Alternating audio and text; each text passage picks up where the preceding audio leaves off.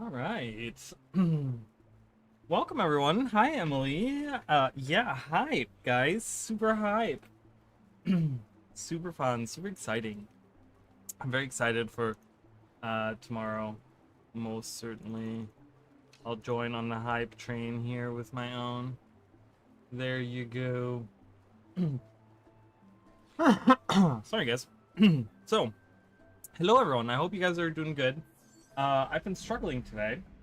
I'm having a rough day today, but I'm gonna make the best out of it. So here we are. So before we get into, I'm gonna do some world versus world in a minute. I'm gonna get rid of my little elementals. I was playing around with using elementals. Hi Jacob, how are you? I'm gonna get rid of these guys. Bye, and they all die. Um, before I get into that, I wanted to kind of talk about, and I talked about it yesterday a little bit.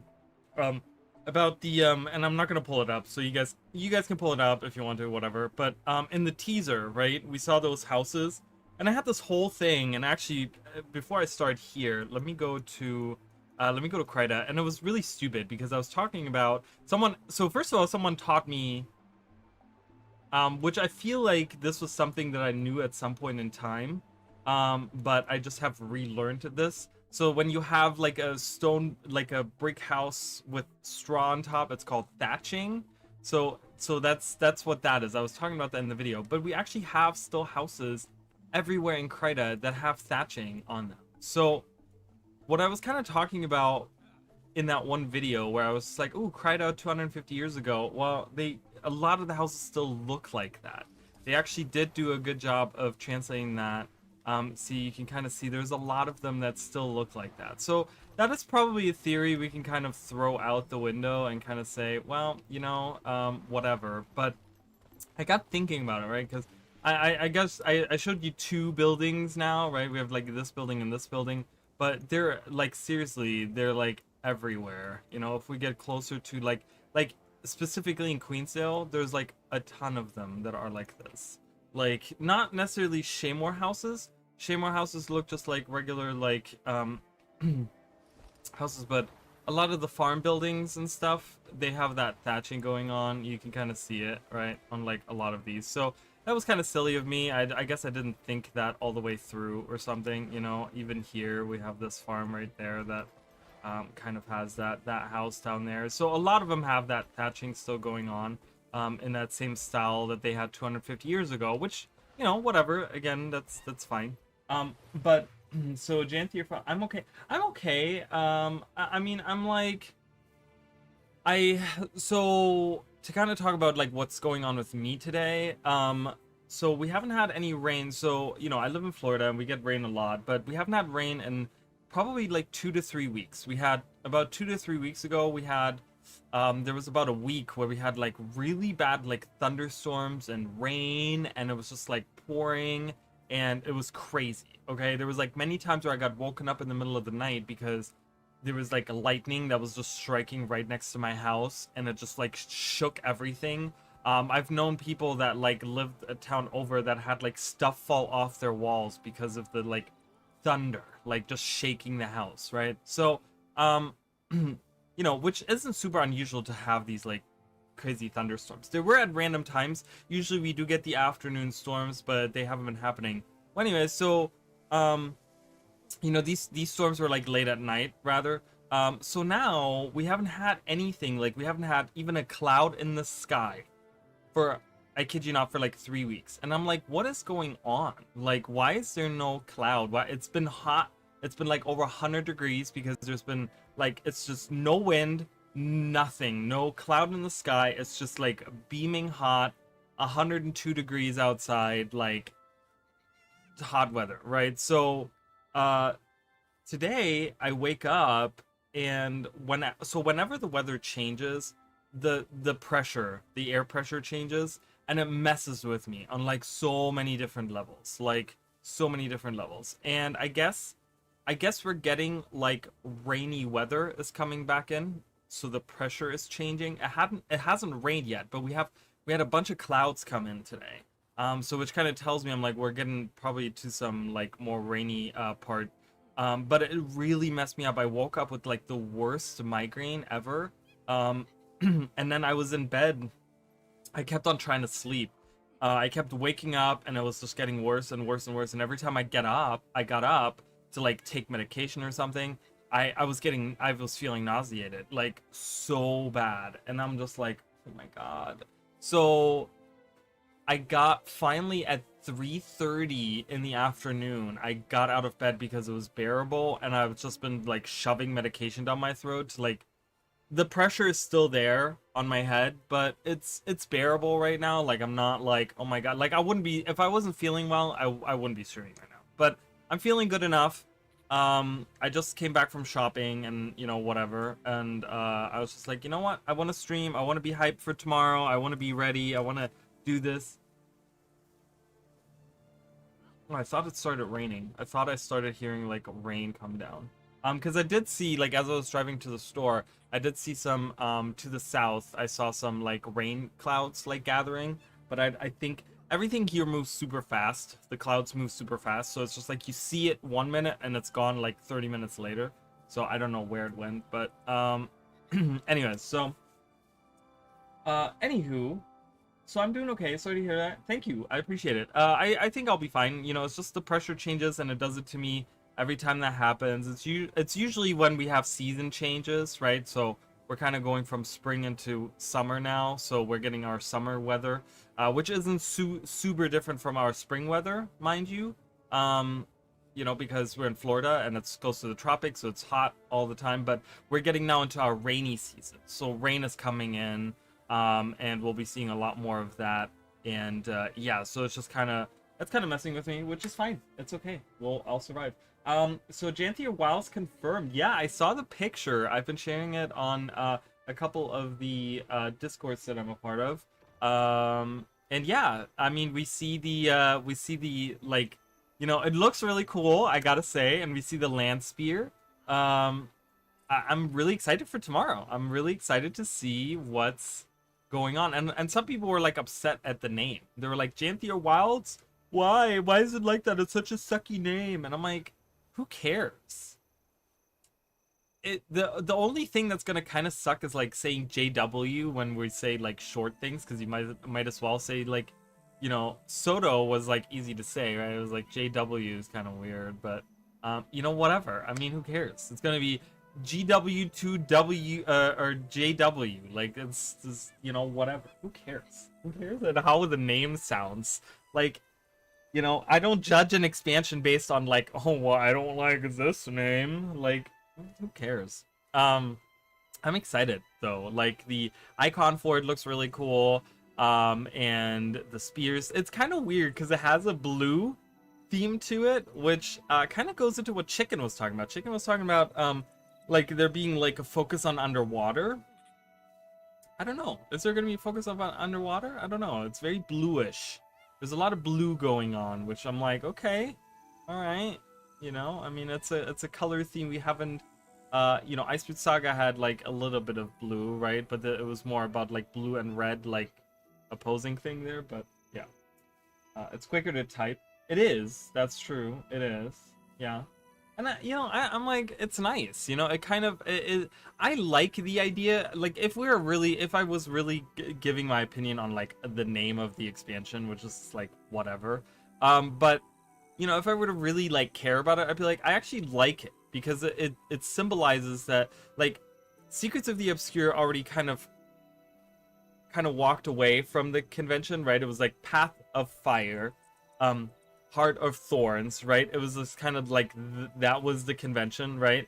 End of Dragons, right? So we did Secrets of the Obscure, right? We didn't just do Secrets of Obscure. So we already kind of went away from the naming convention, but now we're doing it completely. Like, I feel like it's a complete departure from what we have done.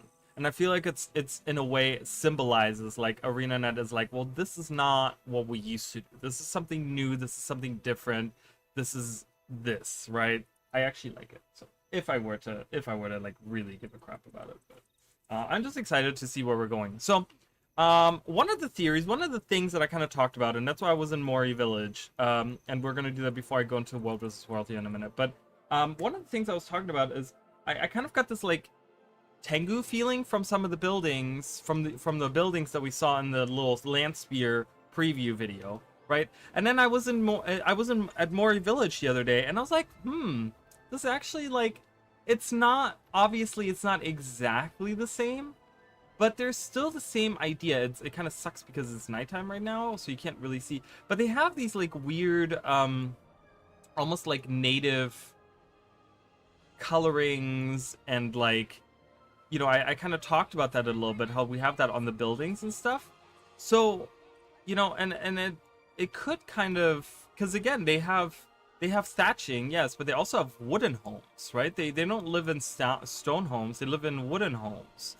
So this would kind of, like, maybe this is like some kind of Tengu village out there.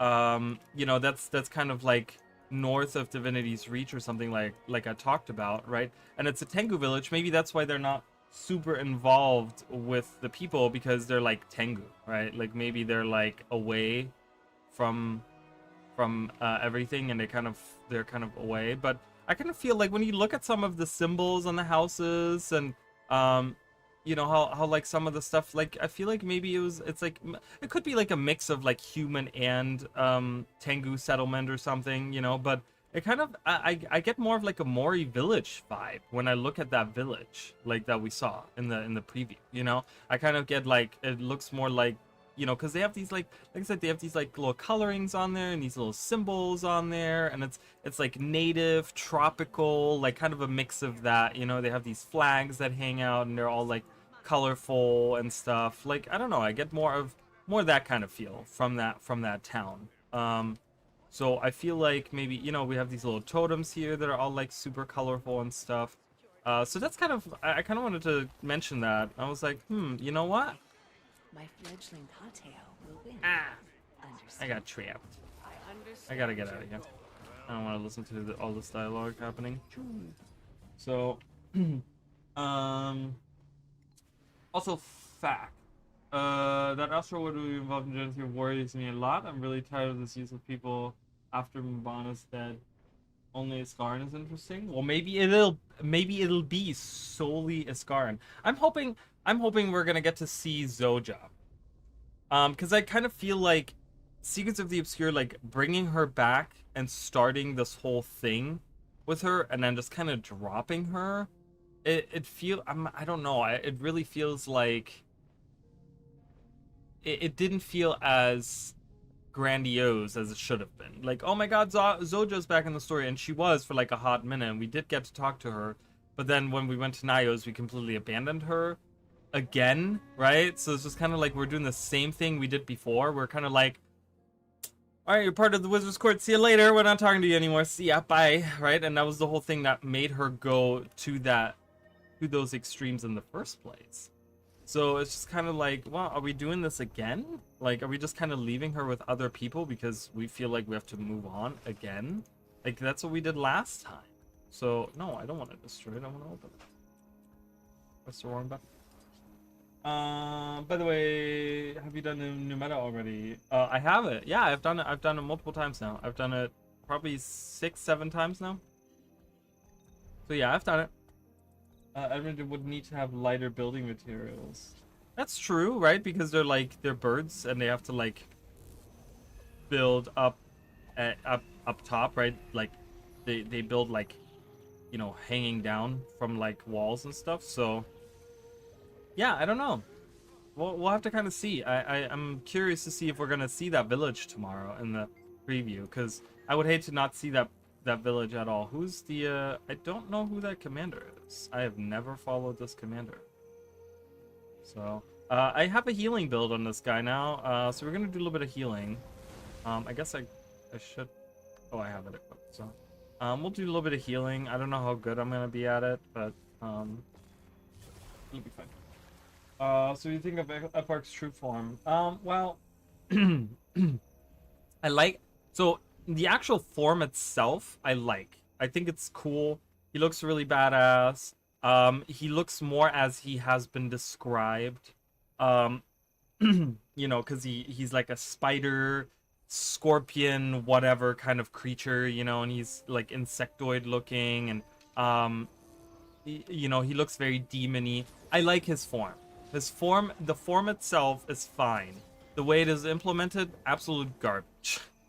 And that's nothing against ArenaNet, but it's, I mean, come on. Like, first of all, we see him at the very end of the meta in a tiny dark room. He doesn't move at all. He just stands there. He doesn't even, it feels like he doesn't even do anything. He like once in a while sucks us inside, which that mechanic is really cool. Like when you get sucked inside of him and you're inside of his body and you have to defeat the champion to get out of it. I really like that. I think that's my favorite part of the meta, and that's probably one of my favorite parts of like any of the Nios things. Like I think that's really cool. I like when they do stuff like that because it gives you this like immersion and perspective, and it really makes him feel like he's huge, right? Like even if we look at him, he might not look that huge, but just that he can swallow us and we can sit inside of his stomach, like that's to me is like, oh, okay, that's kind of crazy. All right, so the commander just left. Cool. All right, I guess we're hanging out until a new commander shows up. He could be a spider, but nah, Arena that's gonna even him because it's War Beast of Balthazar. Just fleshy one. Look at us towards if I can in there. Yeah, I know, and that's the thing, right? Like I figured out immediately that it was like the reskinned War Beast, which, you know, again isn't bad because we haven't seen it before. But then do something with it. Like he just stands in the room. It's so boring. I'm like, what? You know, the thing is, I feel like when you like design something like that, and again, I'm not a game designer. I've never done this for a living, but I'm trying to like imagine how this would be, right? But if whoever designed Epark, right, comes to me and they're like, okay, here's his true form, we want him used in a meta event. The last thing, looking at that form, for me would be like, okay, we're gonna design a really tiny room. There's gonna be you know, no space for anyone to move around in. You can barely see anything, and he's just gonna be in the middle, and he's just gonna really not do anything, and like that's it. That's the fight. And there's just gonna be like random shit on the ground that's gonna be exploding, and there's like AoEs everywhere that you have to avoid, and you don't know where it's coming from, what's causing it, whatever, right? It's like there's no audio cues, there's nothing, right? That is like really boringly designed. Like you wasting this character. Like, why aren't we going back out to that arena that they have out there, that big arena, and maybe have like other platforms pop up or something, and he like jumps around to different like platforms or something, or we have like, I don't know, there's so many different things I could have done, and I feel like the last thing that I would imagine to do would be what they have done. So I will say that I'm very disappointed in the way that that last part of the meta event was designed. You know, it's just, I think it's a waste because I think he looks cool, even though it is, yes, a reused War Beast. But if he were to use that cannon, like it could be like we could have, for example, the convergence thing, right, where we have to like collect the bubbles that come out or something, right, and we have to bring them to Zoja because Zoja is still in the Colosseum or something. So maybe have people move back and forth between the Colosseum and that arena, back and forth, like to collect orbs or whatever, and like maybe not revive people, but like maybe give them boons or something, or maybe disrupt his boons or something like that he gains, you know, kind of have like a counter thing where we can work towards like not just closing rifts to slow down the boons that he gets, but maybe if we collect enough orbs we can remove the boons that he has, so you have like more strategy. It's like, okay, we can do two different things, like, you know, 3 groups of people, right? You have one group attacking Epark, one group closing rifts, and one group going back and forth, kind of like collecting orbs. But then the cannon situation, you can utilize the cannon on the back of him, because you could have like maybe every 25% where he shoots that cannon across to the Colosseum, and we have to rush over there. Everyone has to rush over there, and we have to protect Zoja or something by like channeling some kind of like channeling the Heart of the Obscure to Zoja, and Zoja's like, I need the Heart of the Obscure, and she's just like, oh my god, I'm gonna make a barrier, right? And it's just like, oh, and we have to like defend her like every 25%. So kind of engaging the player base to like jumping back and forth. I mean, it's, you know, the first part of that last meta, right? The third part of that meta is very like sky scale focused. And I feel like, why don't we carry that on, right? Like, why don't we keep doing that? That dark, empty room with like random shit just happening is very not engaging. Like, I feel very disengaged from the content, and I understand why a lot of people, not that I'm saying it's okay to do that, but I do understand why a lot of people are just kind of AFKing, sitting on their sky skill, shooting fireballs from above. I get it, right? I understand. I would never do that myself, but I totally understand where they're coming from with that. So I would have designed it a little bit more engaging, a little bit more different parts to it, and like I said, maybe actually utilize the amazing, like, I think he looks really cool because he looks really gross and he looks really disgusting. And I feel like if he had been out and about and maybe jumping around a little bit or something, like doing certain things, it would have been more like, that could have been another thing. Like, even if we are in the room, he could like jump up and cause like an earthquake, right? We don't need to have like random AoEs popping up on the bottom of like out of the ground for no reason, but you could have him like jump up and cause an earthquake and have like rocks falling down from the ceiling onto the ground, and that's your AoE, and you have to avoid that, right? Because then you have a visual cue. You see him jumping up and you're like, oh, I gotta watch out, there's gonna be AoEs on the ground, instead of just having them randomly appear like magically, and you're like, wait, I got downed? What even happened, right? Oh, there was a thing that just popped up right underneath me and I didn't even see. You know, it's kind of not, you know, I don't know. These are just like random ideas that I'm throwing out. Again, I'm not a designer. I don't know what it takes to do that, but I feel like if I put it in the most simplest of terms, I feel like that encounter could have been more engaging. So, baby Nurse, yeah, the whole Nurse event thing too, because they kind of make it seem like, because I'm pretty sure that they even say at some point that Nurse, like when you, or Nurse, right? Or whatever. Anyways, doesn't matter. But I feel like there, oh, okay. I feel like what, and I could be wrong on this, but I feel like in the Omnitas meta event, that when we defeat him, it just talks about how he flees back to Nyos. Again, this is another disconnect that I have from the base game to the next thing, right? Like we talked about Vanda the other day. What about Norris? Like, he retreats, and then his eyeball pops up during the last part of the meta event, but like, where is he? What happened to him? Because as far as I understand it, he just fled to Nyos, but then we never see him again. So it's like, okay. Weird. Like, it would, I think it would have been really cool if like we would have gotten, so instead of having us fight through those stupid towers, like I feel like that's kind of boring, that part of the meta event, and we're kind of already working on a meta event where we go like, you know, an hour into it, because we're doing the Hator domain, you know, whatever, Ignaxius, right, that, and then we're doing the other meta event, and then we're going to Zakharos, right? Like, I feel like get rid of like even going into the Citadel and just fight out front, and replace, like I said, replace that fight, that Karka fight that's out there, that Cryptus that looks like a Karka, replace that with Eparch with his new form, and then at 50% maybe you could have Norris appear. And then now you have even, like, you have to fight both of them at the same time. Like, Norris appears, like, right behind the arena in front of the cathedral or whatever, like, as a last-ditch effort to, like, help his king out, right? And he's, like, there, and we're just like, oh my god, he's back, right? And then, like, there's other mechanics that we all of a sudden have to do. That's a really cool skin. That's a really cool skin. I really like that. It reminds me a little of Absol, right? Like Absol from Pokemon. Bunch of hyenas waiting someone to get left behind. Oh, yeah, for sure. Yeah, Jade Quarry. So I recently, I talked about how Maguma, is it Maguma? Yeah, Maguma is the one that was like the bad server that would like always hunt down people.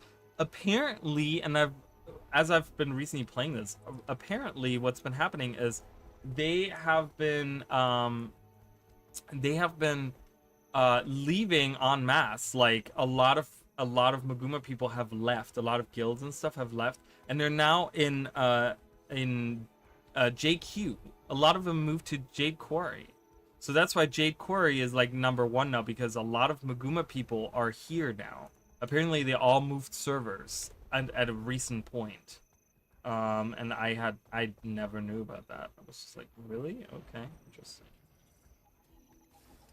Is no one gonna use this? I'll just use it. My goodness. It's a ram. Use it.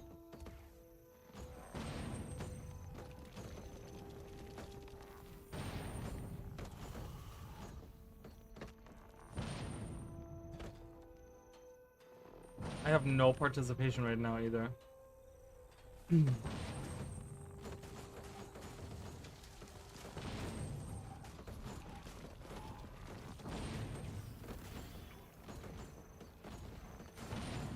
Let me in.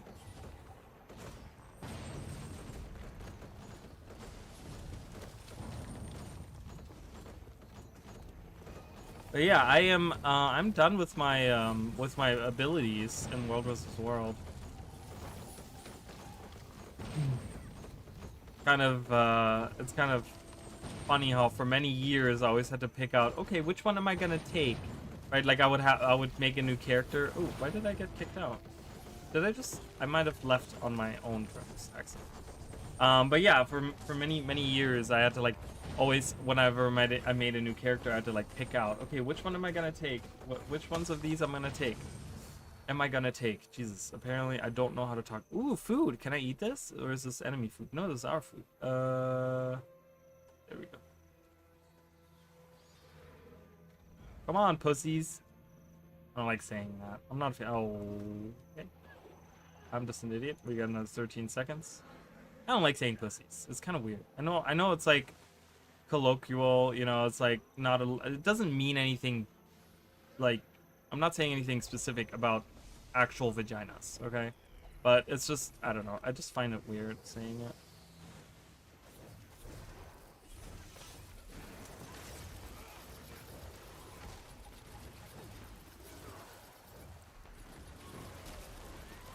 I'm only gonna get, watch, I'm only gonna get silver participation anyways. I don't know, even with like high damage, with like a high damage build, I still only get silver. I think the only way to get gold is to kill someone that's defending and then capture it. It's really silly. I think I'm gonna swap my character. I think I'm gonna go in with this character. I've made this funky character, so this is a really weird build that I created. It's not meta at all, and if it is, I'd be very surprised because it's not that great. I was kind of trying to figure out on a character that would be good at reviving. Okay, reviving down characters. It's full. Oh, I was gonna say there was no queue. So the idea is, and this is not that's not the actual right here. This would be. It's kind of like a heal build, but it's not like a Condi heal build. So it's like a regular damage. I don't know. It's kind of like a weird hybrid. I think, what am I using on this? What is that?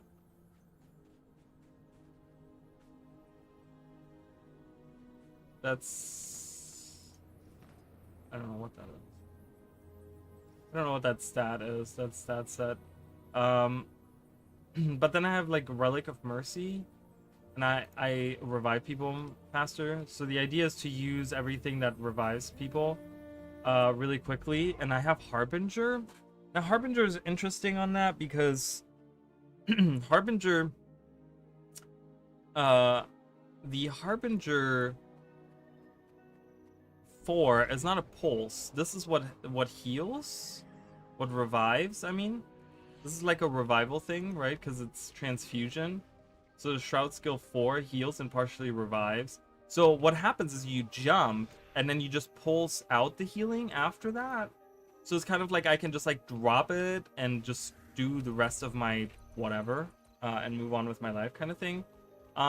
So it's kind of a weird build. It's a really strange build. I don't really recommend it to anyone, but it's just kind of like, you know, something to hang out with and do whatever. I mean, I don't have a commander right now anyways, so I don't think I have any.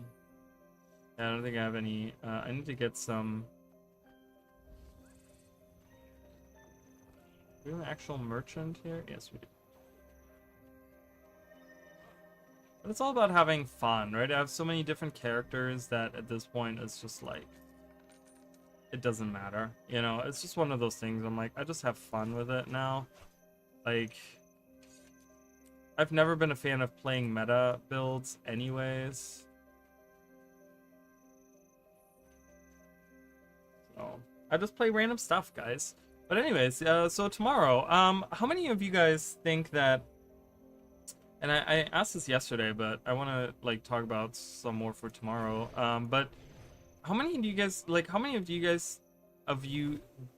guys think that, Jesus, we're gonna get all 3 underwater weapons on land? Because it just feels weird just having spears. You know what I mean? Like, I feel like that would be kind of boring too. Like, if you imagine, like, I get that every profession, but you know, like all 9 professions would get spear. Like, they all get the same weapon. I get that they would be getting different skills and stuff, but even so, like, that feels really boring. And that might be, I don't know if I'm alone on that, but I feel like that would be not just strange, but I think that would be really boring to do it like that. So I'm hoping that it's gonna be all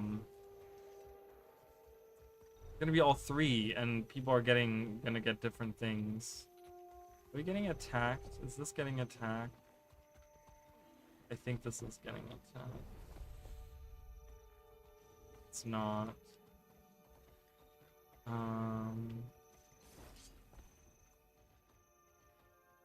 Those are our catapults. Oh, there is a guy down there.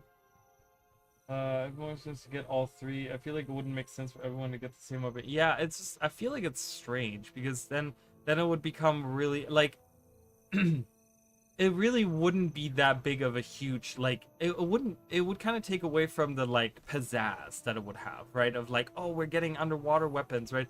We're getting land spears. All 9 professions are getting the same exact weapon. Because you know what's going to happen? Everyone's going to get the legendary, and they're all going to be wielding the exact same weapon. Like, because, you know, it's always like, people always want to wield the like new weapons, you know, if they're good. I mean, like, Elementalist Pistol sucks, and Revenant Scepter sucks, so no one plays those. But, you know, everyone wants to play the new stuff. So if you give, like, every profession the exact same thing. Stone Mist Castle? Someone trying to take Stone Mist? I'm down. Let's do it. So I'm thinking we're going to get all 3. And they're just going to pick and choose, right? I think 3 of them are going to get Trident, 3 of them are going to get Spear, and 3 of them are going to get a Harpoon Gun. Like, I think that's... You know, it works out because it's 3 underwater weapons divided by 9 professions. 3, you know, you get equal distribution amongst classes. So I really think that we're gonna get 3, 3, and 3. So like, that's probably gonna be the light armor classes are gonna get tridents. The medium armor classes are gonna get harpoon gun, and the heavy classes are gonna get spear. I don't know. I wish it wasn't that way. I really do. Oh, hold on. Wait for me. I'm coming to help. Oh, also, another cool thing about Harbinger is it is the one way that you can give AoE quickness in World vs. World. So it is actually really going to be good. Like, it's actually like one of those, one of the only ones, because they've been taking a lot of quickness out of World vs. World. A lot of skills don't give that anymore. But Harbinger, in their right here in Deathly Haste, they still give out quickness. So it's actually super, super good in that sense. So if you want to build a Harbinger, I highly recommend that. I don't know what kind of build you could do for a damage build, or you could do like a Condi. You could even make a hybrid. You can do a hybrid damage and Condi, because it does pump out pretty decent damage and pretty decent torment, so you could do both. All right, we took Stormless Castle. That was super easy. I wasn't even there. Cool. I wasn't even there for most part, and I got the benefits. I got the benefits.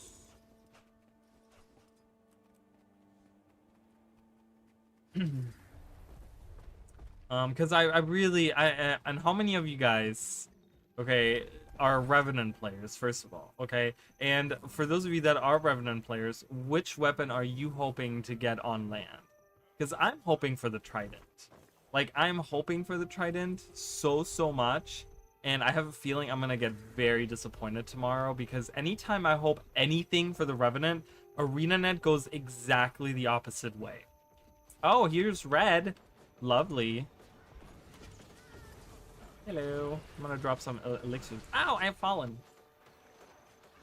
And I got put right back in. Well, lovely. Here, have an elixir. Elixir! Elixir! Elixir! Look at all those numbers. I'm not doing actual damage with this. This is more of a healing build. But it's kind of nice to be able to poke some of them.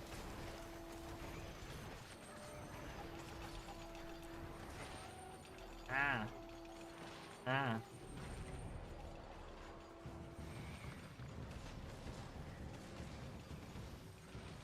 Oof. Rough. That's because of Blight. Blight is the one thing that is kind of a weird mechanic that I feel like is still...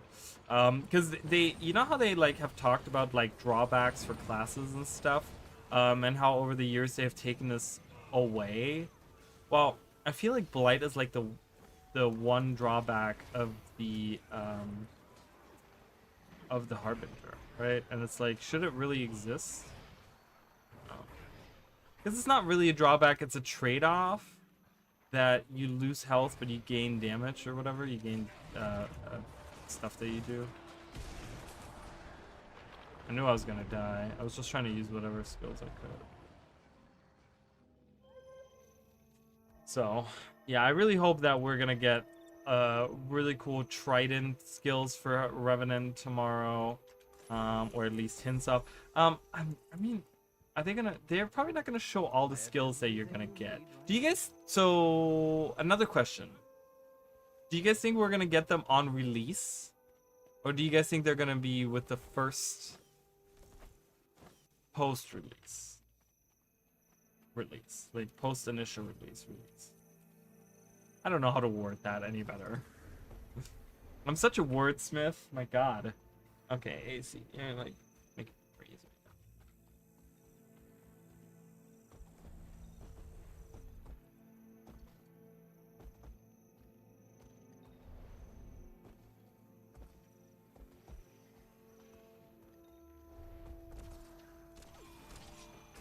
He has died.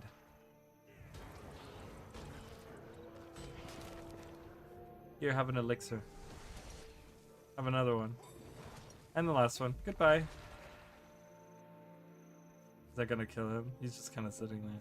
Oh, he's dead. Wow. Slow. I tortured that poor man on the ground. I'm like, here, drink an elixir! I'm gonna shove it down his throat.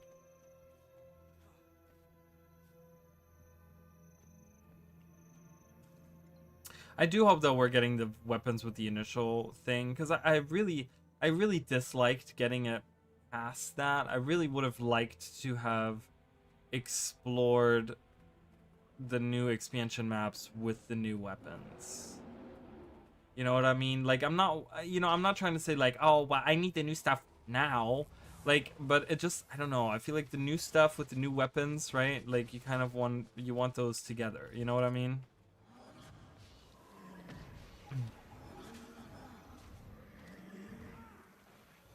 Throw some elixirs.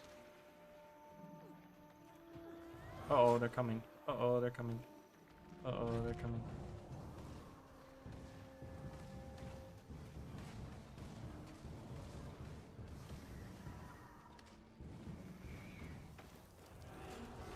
Ah! No, please stop it. Oh, killed myself. By dropping the extra blood on myself. On release, yeah, I'm hoping for that too. I really hope that they're not doing that again. So, oh, thank you. I thought it was a goner for sure, but maybe not. Thank you. Whoa. Dodge. Dodge again. Oh. Hey, you.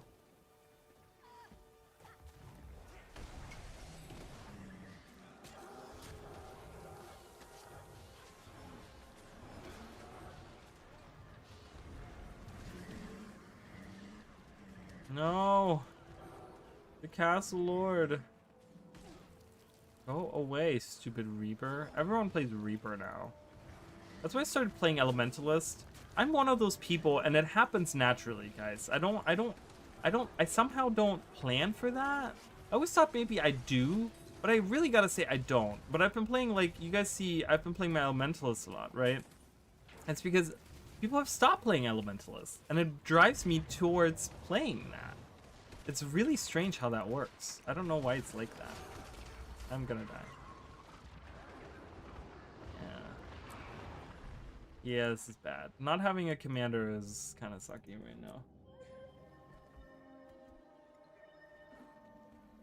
now. Just so you guys know, my hair looks like I haven't washed it in 3 days because I put some... Oh god, it's greasy. Because I put some coconut oil in there, and I put a little bit too much in there because I don't know how much really is supposed to go in there. And I used a little bit too much, but that's okay. That is okay. So now my hair is all greasy. So that's why it looks like that. I don't want anyone thinking that I don't shower, because that is like the worst thing ever. I have so many characters, and I don't know who to play. I could do this guy. I want to do World vs. World, but...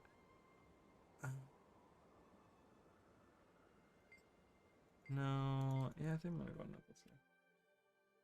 It's really hard to pick because I'm not a roamer. I don't like to roam, so it's kind of like, look where we left off last night. Has a shine to it. I mean, I guess. It's really stupid. So I bought some coconut oil today, because I always think about that. I'm like, what's my one good feature that I have? And it's definitely my hair. So I kind of want to take care of my hair because sometimes, I mean, I wash my hair, if not just daily, I do it twice a day.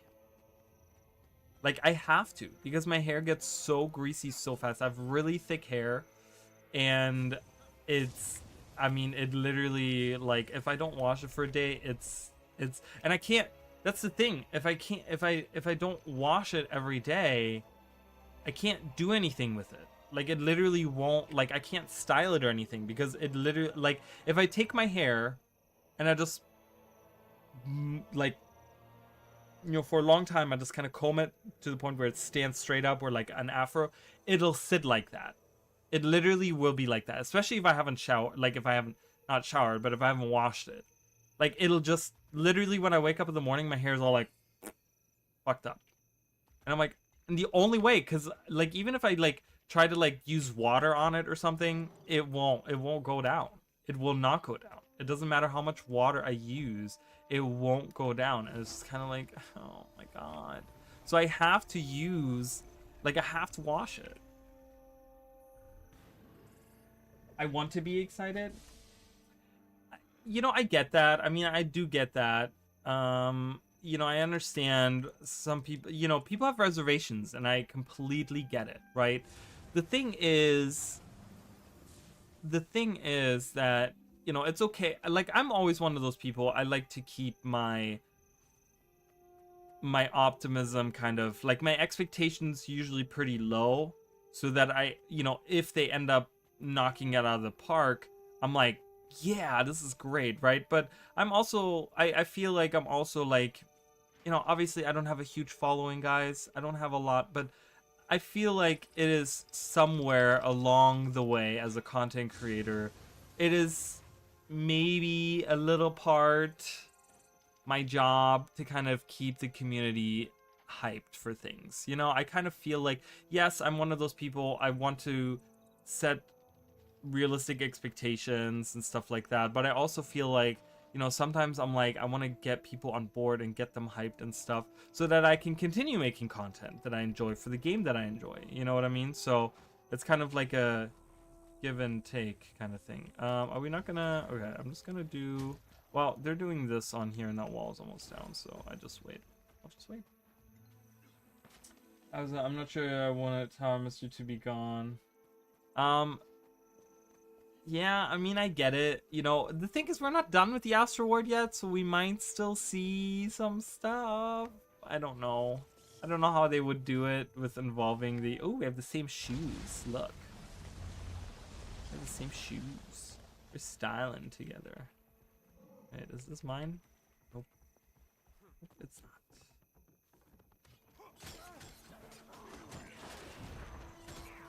Ah.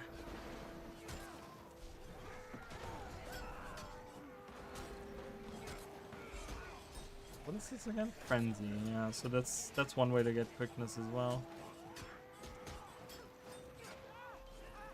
Yeah. I mean, if the tower is more exciting than the tower itself. Well, I mean, that doesn't necessarily say anything about the tower itself.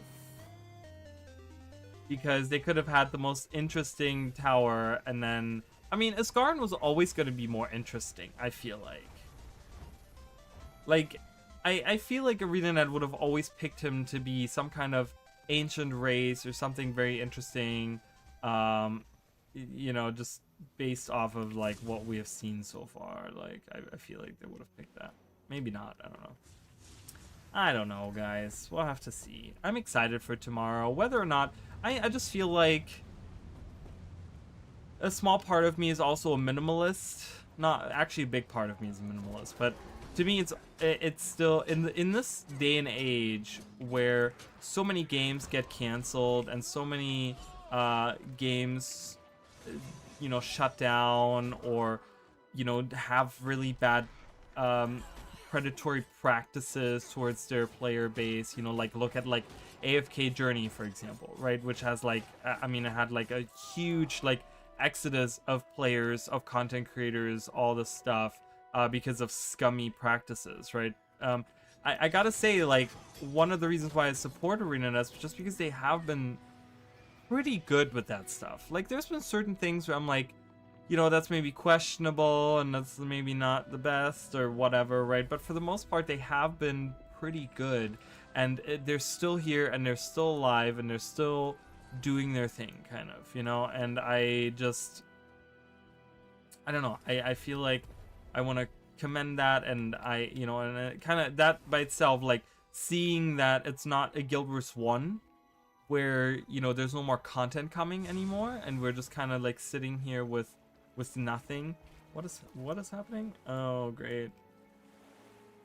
They're gonna be coming down here, I'm sure. I'm 100% sure they're gonna come down here and try to take that from us.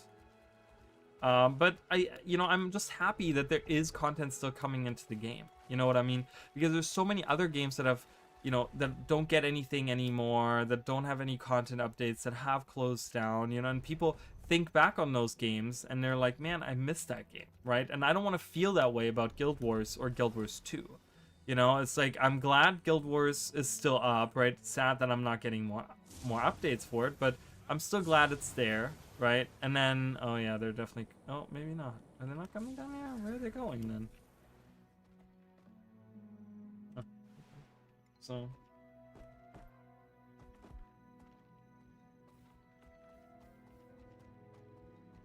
Only last living seer on tier knows shit about seers. I want the things for internet. Show me, look, we're still here and we still got the juice and powder kick. Not being on live support with endless reskins. Yeah. I mean, I do get that. I do understand where the worry is and where people are coming from with this stuff, you know. Yeah, I don't know. I mean, I agree with you. Like I said in another comment, because I guess a lot of people don't realize it, but you know, they're dealing with a modified Guild Wars 1 engine, right? An engine that is now at this point almost it's probably 20 years old, right? Like, wrap your mind around that, right? The engine that they're working with is probably about 20 years old, right?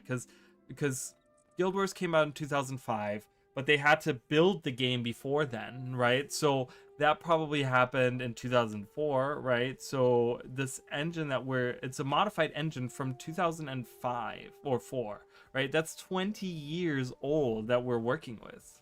So it was one of the comments where you know, where people were talking about like, oh, well, I want to just show appreciation for ArenaNet for like, and kind of, you know, and that was one of the comments that I had. I was just like, well, you know, you got to look at it this way as well. You know, it's like, it's such an old engine. So it's probably really hard for a lot of these new people because they have probably a large chunk of the people that work at ArenaNet are new people that started after Icefruit Saga.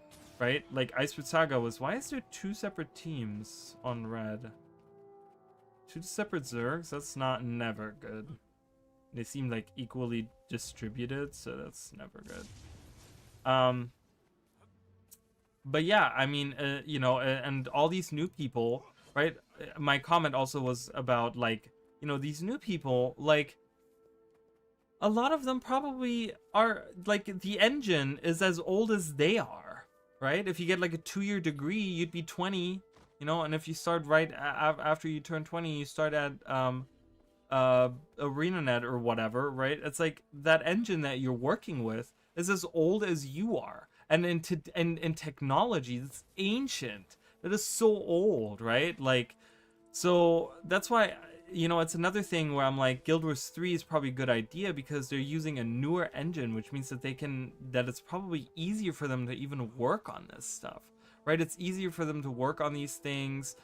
You know, this is stuff that, because when you go through school, you know, I'm guessing like game development school, you know, whatever, right? You probably work with, you know, these different programs like, you know, Unreal Engine 5 and things like that, right? Like where they have you, you know, create different things on it, right? I actually know someone that's going through game development school, and he like shows me that they have you do like different projects and stuff in like Unreal Engine and stuff like that, you know? So it's just like they probably know better how to use that than this ancient Guild Wars 1 engine that they have no idea how to, like, the code and all these things that are in there and whatever, right? So you know, Guild Wars 3, I think it's a very attractive idea.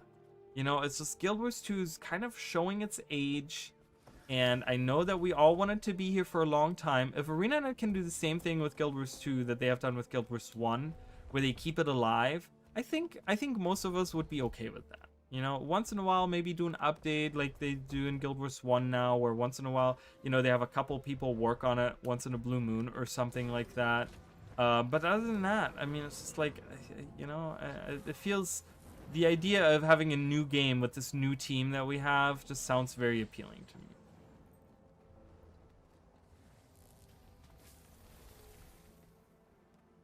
And it's discounted. Well, yeah, but it's also a different game. You need to understand that it's a different game. It's not an... I don't think it's an MMO, right? Like, you know, you got to look at the game that's designed too, right? It's like, it's there, you know, it's an MMO, and you know, the thing is, yes, maybe it's working on an engine that's 8 years old, but it just came out. Okay, Guild Wars 2 is 12 years old, so we're talking about like 2 completely different things. You know what I mean? Because Helldivers didn't go through Icefruit Saga and all the firings and things that happened, right? They didn't go through getting a whole new team. They didn't go through all of these, like, many... I mean, there's been not just economic changes, but also technology changes over the last 12 years in significant strides, right? Like, yes, they're working on an engine maybe that's 8 years old, but that is a far stretch, first of all, from being 20 years old, and that's also... They just released it. Give them 10 years when their engine is 18 years old and see how the game is at that point. Will the game even be alive at that point? Well, who knows, right? Like, you know, it's like, it's different. We're talking about 2 different things. You know, Helldivers just came out. If Guild Wars 2 were to release right now, like, I think people would like swarm to it, you know, even if it was using an old engine or something. But it's been marketed like crap too, you know. It's like the marketing has been like garbage, and I don't know how Helldivers marketing is. I have no clue. I did play that game for a little bit, and it did not stick with me. I did like the jokes that they have in there, but you can only carry an actual game on jokes for so much. The gameplay is incredibly repetitive, more so than any MMO I've ever played. I literally did like 3 missions, and I was like, these are all the same maps. I'm like, these are all the same monsters. These are all the same like, there was nothing engaging about it. Like, none of the missions felt engaging. I get, like, you know, there's a reference to like the old-timey like cheat codes that you can put in by having you press the like button combinations like up, down, left, right, A, B, you know, whatever. Like, I get that, but it's kind of annoying to use, right? Like every other game, you press a button. Here you have to put in a whole combination just in order for you to survive for another 10 seconds. It's weird, right? I personally don't like it. I get that a lot of people are liking it or whatever, but I personally don't think, like, if you ask me, like, is Helldivers gonna survive for 12 years? I don't see that. I don't really see that happening. You know, I think it's kind of the fad, right? A lot of people are playing it. It's like the thing to play, but I think it'll kind of fall to the wayside as new things come out. You know, and that's the thing. That's another thing where we have to commend, you know, ArenaNet and Guild Wars 2, because it's just been, it's been there. It's been it's been relevant in the MMO space for a long time. You know, and that's commendable, I think. Cortana is here. Let's hang out with her.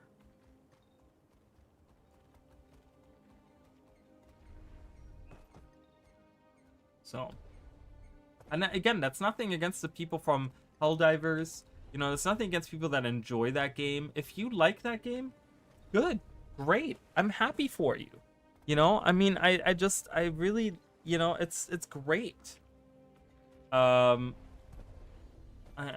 know, that's awesome. But I personally don't think that it's a game that has the makings of something that's gonna stick around for a very long time. I don't know.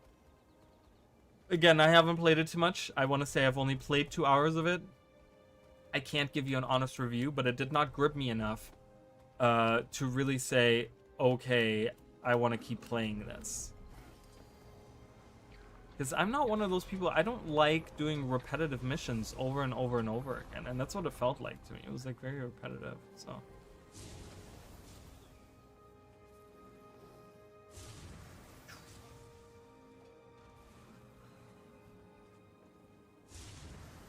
all right, let's see what dangers we can get into here.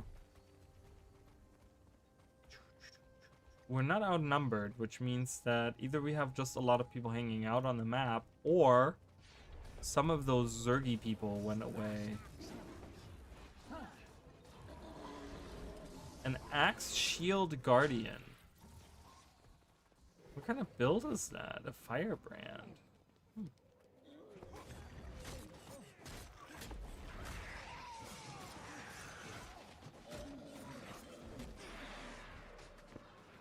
They already have stopped playing it. I mean, and that's what it feels like to me. It was the same with like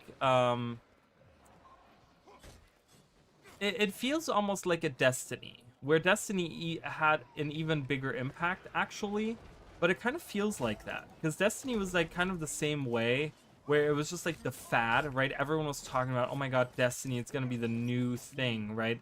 And then it's like it did have a following, and then it kind of fizzled out, right? And they're still releasing stuff now. I'm not saying it's not a relevant game, but it feels kind of in the same way, where it's just, it has this like huge following in the beginning, and then it kind of fizzles out because the gameplay becomes very repetitive, and people start realizing like, this is actually kind of like samey all the time. You know, it might feel good right now, but it's something, is that sustainable to do all the time? You know, that's why ArenaNet, I think that's why ArenaNet had to, like, they made the smart decision of doing expansions, because they were so adamant about not doing expansions, but then they realized that all their gameplay was kind of like almost repetitive, right? Having season 1 was almost repetitive, because every 2 weeks we'd get a new release and we'd do it in the same old maps, and there was like something new going on, and like there was a couple of new things, but they were like, no, we need something that like every couple years really changes the game, right? Where we add new features or we add new things into the game. And that's, I think, where the idea of expansions came from. So I think that's where ArenaNet said, well, we need things to change it up. Like, what are we going to do? And that's when they came up with gliding. That's when they came up with elite specializations, because they're just like, well, you know, we have the same classes all the time. And yes, we can change up the trait system and you can change up what some of the skills do, but we really need something to change, to really shake things up in the game. And you need that in a life service game, in a game that's life, you know, all the time. Like, you just need that, right? You need new things to come into the game that feel significant, where really the interest gets reignited. You know, Destiny does it still, where they introduce new what are they called, the new classes or whatever that you can take, right? And they have the 3 on the light side, and then now they have what, 2 or 3 on the with darkness and whatever, right? They like switched it over because it was just like they changed that or whatever. And that's cool, because that kind of changes the class that you've been playing for, you know, whatever 10 years or whatever that's been live now too. It's like they, you know, that changes that up too, right? It's like you need something that like fundamentally changes things. And I don't know how Helldivers is, but again, like I said, a lot of people have kind of left it, you know, left it to the wayside. You know, as we hear it. So like I said, I did play it. I had a friend of mine who said, hey, you should get this. And I was like, you know what? I'm gonna get it. I'm gonna try it out. I'm gonna see what I feel. And then before I even could play with him, I was already turned off by it. It feels clunky to control. It's repetitive. The environments look very barren. Like when you go into the maps and stuff, there's not a lot happening in the maps. Like I'm like, this looks just like the last map I was in, and there's nothing here. Like, it's a small map that's not even comparable to other MMOs where you would say like a Guild Wars 2 map or something, and it's barren in it. So I don't know. I don't know why I'm hammering on this poor game. I don't want to claim that. Someone else can claim it. You know, I don't know. Whatever. I don't know why I'm like, that's my target right now, but that's just, you know, whatever. So it's not a game for me. You know, if people are playing it, good. But yeah, we'll see. You know, you can kind of look at that as well, and you can kind of say, okay, well, we'll see if Guild Wars 2 or Helldivers 2 is gonna stick around longer. And I will tell you what, you know, you can say about Guild Wars 2 whatever you want, right? But it has outlasted a lot of games.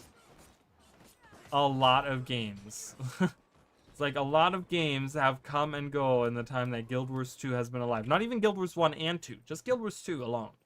In the 12 years, a lot of games have come and gone. I tell you what. And a lot of games even with promise, too. Like, WildStar was one of those, where a lot of people... Let's see if we can help. I hate going to the Borderlands. Probably Healer Firebrand. With Axe, though? Wouldn't be, like, Staff better on a healer? I feel like a staff would be better. But I mean, you're probably right, but or Mace even, because Mace has healing on it. He uses mantras. It's just interesting. It's just not one that I see in World vs. World too often.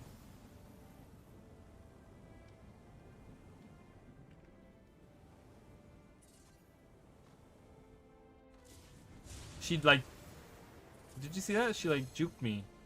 She was like, "Ha, we're not going down." And I was like, "Wait, no!" And then she did go down. I was like, "What the hell?" Hello, Rob the Devil.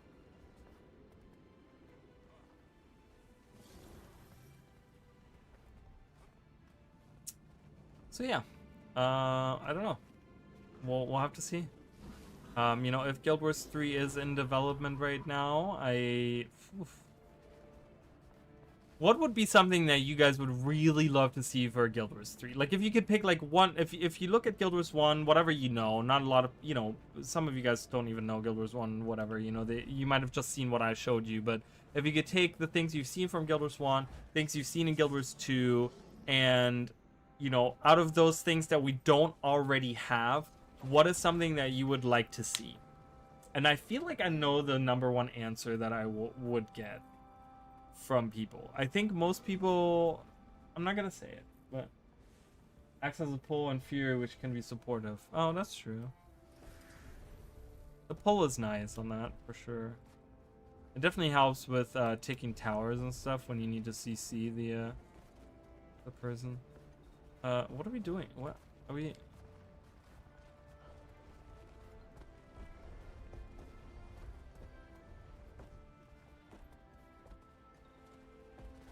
I need to drink more water. My head is starting to hurt again. But I also haven't had anything to...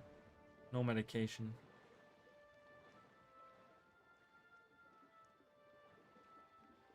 Emergency? Oh no, that's a regular waypoint. That was an emergency. I was just like, emergency? It was not, because you know, emergency goes away so fast. I really love, so I have this on my on this character, that glyph is like one of the best things ever. Right here, the glyph of reaping gathers from all nearby resource nodes this tool can gather from. So if I go to like, you know, something that I use my harvesting sickle on, it harvests all the things in like a 900 range. It's so nice. When I go to like pick like flax and stuff, I can get like a whole flax farm in one go. It is very convenient. It is like the best thing ever. I'm just like, hell yeah. Get all of it at once. A fishing tackle box. Really?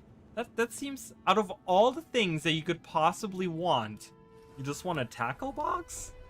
Not that I like disagree, but I feel like we need to go a little bigger here. Like that seems very humble, and it's like a humble. I have a humble request to ArenaNet. If you're making a Guild Wars 3 and we got fishing, I just want a tackle box, and they're like, oh okay, yeah, I think we can make that happen. Because I feel like tackle box is still something that we'd see in Guild Wars 2. Like I feel like that's still something that could implement at some point. Overlook emergency waypoint. What? Why would we? Oh, they pulled there. I'm like, what's happening? Why are we going to red? My inventory. But it is my current desire. Well, so as you know, I'm gonna say what I thought we would be getting most of, like request wise, would be like playable Tengu. I know that's like something a lot of people have been asking for, or just in general, like more playable races maybe. Because I feel like that's probably the most demanded thing. Housing, maybe housing is another big one. We might get that tomorrow. Who knows? We'll never fucking know. Hello.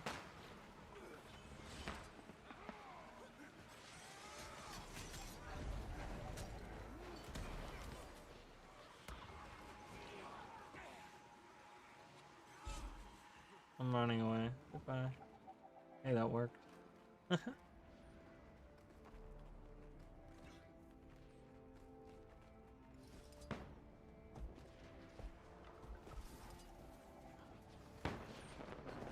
Oh god. Oh god. Flee! Flee inside the tower! We must flee! Retreat!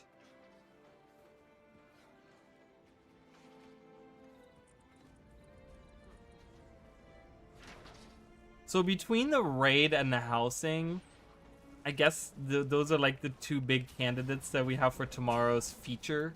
Which one do you guys want the most out of those two? Like, do you want Wing 8 or do you want housing? I don't, you know what? If it's between those two, I don't care either one. I don't care. I don't raid, and housing is not something that would I be disappointed? Maybe a little, because I would be like, you know, I'd rather have like a different feature, but you know, it is what it is. I mean, you know, I understand that both of those features are in high demand across, I feel like even different communities of Guild Wars 2, you know, because housing is a little bit more casual, where raiding obviously. Wait, where did why do we have 3 commanders? I'm so confused with all these commanders now hanging around. And housing press effort and don't see that from ArenaNet. But here's the thing. You want me to put a little twist on it? How about reused assets? How about they reuse all of the guild decorations and put those towards housing?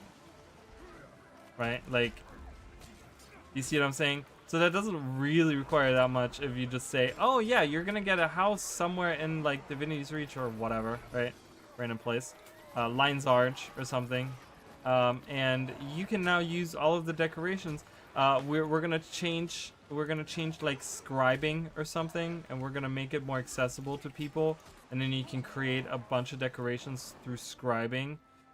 See, because then we're reusing systems, right? They talked about making already existing systems in the game more relevant, right? So if you take scribing and you make incoming. Oh, hello. I was like, my frame rate has dropped. Someone is approaching. And not just one person, but a lot of persons. Right? So you'd be reusing a system that already exists in the game. So that's already like, you know, using the guild decorations and using scribing, right, is giving purpose to systems that already are existent in the game, which is something that they have talked about that they want to do, right? So, I don't know. I could totally see it being a thing. Because we have so many decorations already. Do they really need to create a whole bunch of new things? Not really. And about raids, I'm scared to death looking at last strike CMs and fractals. How would be different than guild housing already. And they wouldn't have to add houses for that. I mean, they don't really have to add houses for that. If everyone gets the same house in Lion's Arch, and it's just an instance that you go into. Because they're not going to be adding, like, plots of land. Or, like how, what's that game? Arcage did or whatever, where you can buy plots of land across the world or whatever. They would never do that, because that is not something that Arena would ever do. But it's like, you know, it's probably gonna be one house somewhere, and you can kind of like, you know, maybe even in your home instance, you get a house in there, or you get the ability to use guild decorations in there, and boom, you can use that now. How would that be different from guild housing? Well, you know, you can just do what you want in there, and it would be cheaper, and it's maybe more affordable to people, and you don't have to worry about other people being in there with you, right? So, and they can add specialized thing in there. They could have you know, it wouldn't be solely everything reused, right? It would be like you can use guild decorations, plus we're gonna add a couple extra things in there, like we'll have a stable for your mounts, and you can hang out with your mounts in there or whatever. You can feed your mounts. Or some weird shit, you know, you can have that in housing, or you can have like, if you have different chairs unlocked, you can place those as a decoration inside of your house, and you can use them, right? We have that one bench where you can feed the pigeons and stuff. You can place that in your house, and you can have other people use that, and it's now a decoration, now housing decoration, right? Like you can place all the different chairs that we have around somewhere. And you could, you know, I don't know, you know, they could add new things to it. Oh, it's because we don't have any healers. Well, guess what I'm gonna do? I'm gonna log out. Yeah, that's fine, whatever. I'll take care of that stuff later. And we're gonna go on this guy. We're gonna do some healing. Boop. Boop. Beep, beep, beep. I'm bothering my cat. I love doing it.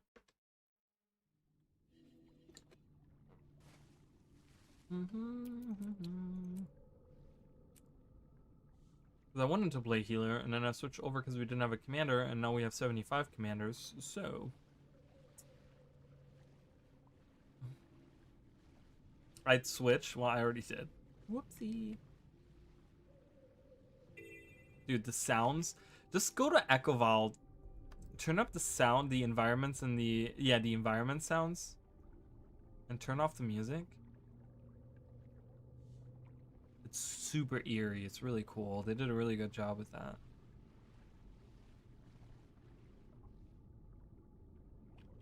And then the train comes through and ruins everything. You're ruining my immersion train.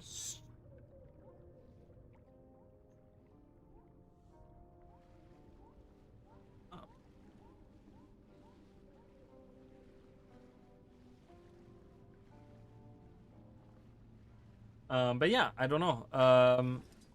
I don't think it's gonna be that much effort, right? Because we have so many things already in guild decorations. So, and that would also be like, you know, it would feel like such a huge feature just because you have like 20 bazillion guild decorations, and on top of that, they're gonna add like other things that you can put in it into the housing. You know, so it would feel like a really big feature added in. Um, you know, but I don't know. I just feel I feel like housing. The thing with housing is if I really look at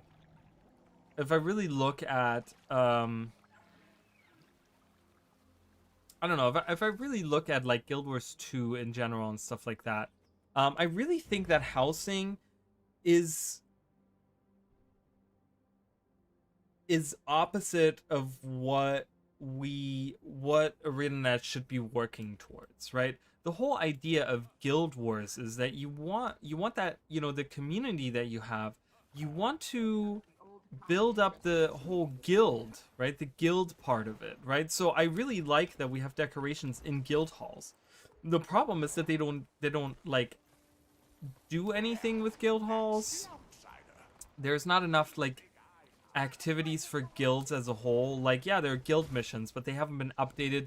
We haven't gotten a new guild mission in years, you know, since its inception. Like, I feel like we haven't gotten anything. I mean, that's not true. I think we did get some. There's a ghostly rat.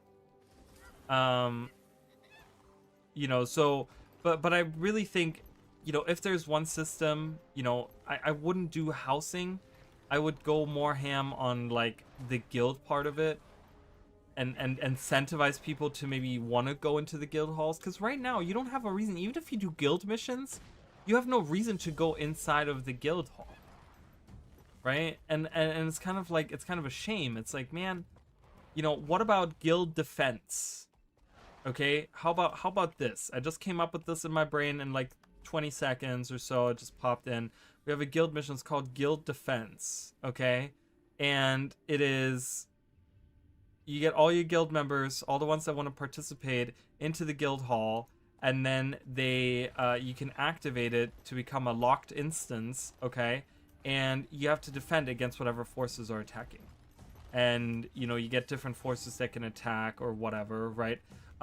But yeah, and then you have to defend you have to be strategic, because you're gonna get attacked from all sides and whatever, right? And depending which level of guild mission it is, easy, medium, hard, you know, whatever, right? It's like, it's gonna get harder and harder, where you need a ton of people by the end, and you need to coordinate really, and maybe even have stuff with like siege weapons or something, right? Where you have to like use like, you know, arrow cards and ballistas and stuff, and the enemies are going to be using things like trebuchets and catapults and stuff, and they're sieging your like guild hall, and you have to like prevent everything from being destroyed or something, right? And then them reaching the crystal in the end or something, right? Like guild halls like Guild Wars 1. Yeah, that would be really cool. I know there's so many cool guild halls in Guild Wars 1. Yeah, it's really sad that we didn't. It would have been really cool. Like, it would have been really cool to get like an Omnitas themed one, where you get like, you know, a floating island that's just like, you know, it's just like a guild hall or whatever, and it looks like Omnitas. That would have been really cool. So, but yeah, that's kind of, you know, and like I said, I just came up with that like in 5 minutes. Is that hard to implement? Probably not. It's probably not that hard to implement, because when you take over a guild hall, you kind of already have that, right? It's a locked instance where you go in, but you're the attacking force, right? You're the ones attacking, you know, and it would be more interesting to, you know, and really like have it feel like a war, right? Where you have like, you know, you could say like in the Heart of Thorns ones, you have Mordrim attacking, right? Or something like that. It doesn't really matter. You could do whatever, you know, you could have Cryptas attacking on all of them. It doesn't matter.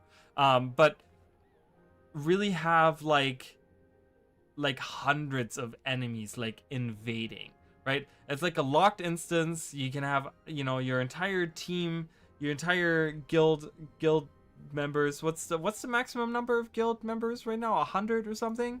So you can have like 100 people in the map, and then you can have like 100 enemies attacking, right? And it could like, you know, and you have champions and even legendaries and stuff like attacking, and man, that would be so cool. And like actually like have to strategize on like what you want to do, you know.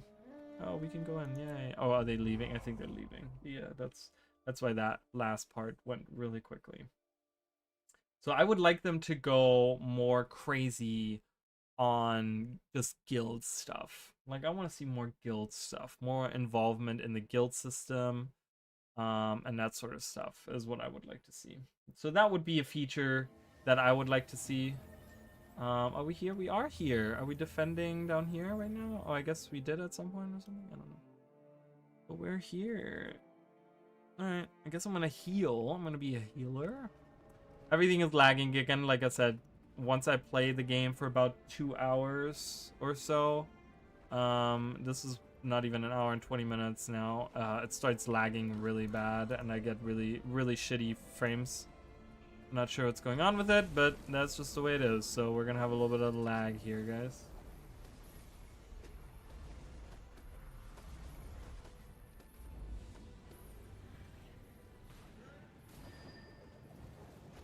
Wait, what?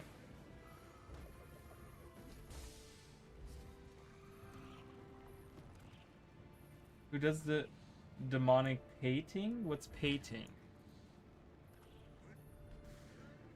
And Flesher is cooler than whole Secrets of the Obscure. I mean, I don't know. I don't know. I feel like we're beating a dead horse by talking about things that are better than things that are better than Secrets of the Obscure, right? Yeah, I don't know. I don't know what's I don't know. I really don't. It's really upsetting to me, this problem, because I've had this problem before and I don't know what it is. I don't know if it has to do with reshade. What's the turn off button? No, this is the reload button for reshade. This is the turn off. No, it's not. What is the turn off button for reshade again? I have reshade, but I do like it when I have it. So, but yeah, it's just my frames are just like garbage right now. So, it fixed it the other day when I did the unlimited. But even with the unlimited, like, look, I'm still getting in the 30s. Okay, now I'm going back up to the 50s. I should be getting a lot more frames, I'll tell you guys. I showed you guys. I mean, yeah, I don't know. It must be something going on. I'll probably, before the new expansion comes out, I'll probably reinstall it again. And probably do it without a reshade, unfortunately.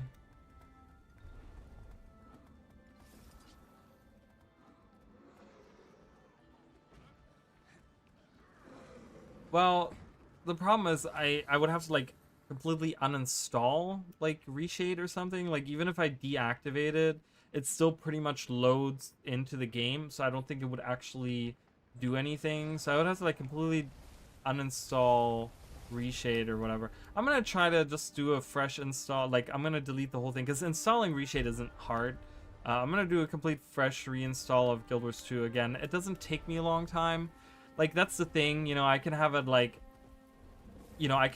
on Wednesday before I go to work. I'll just pop it up and it downloads and it does its thing, and then by the time I get home it's downloaded and ready to go, and then I can try it out. So it's not a big deal. I mean, I don't, whatever. It's just annoying, so that's why I'm trying to see. Even with unlimited right now, I'm only getting 46 frames. Like, what is that? It's like I should be getting 100. I should be getting between 120 and 140 right now, and I'm getting like a third of that. Very sad. Painting? Does the demonic painting and flesh reavers appear? What are you talking about?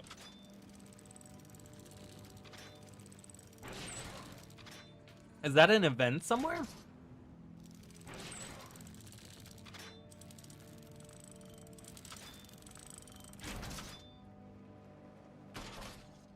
What are we asking? What's the question? Who's here with this queue? Oh, that's right. Yeah, there's a queue going on, right? But we have no people here. But we also have another, I mean, we have another tag. Warsworn Immortal.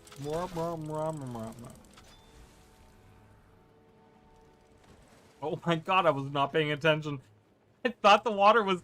I saw I was landing in water, and honestly, I was like, oh, I'm just gonna splash in the water and then get... Oh my god, are you kidding me? I cannot get out?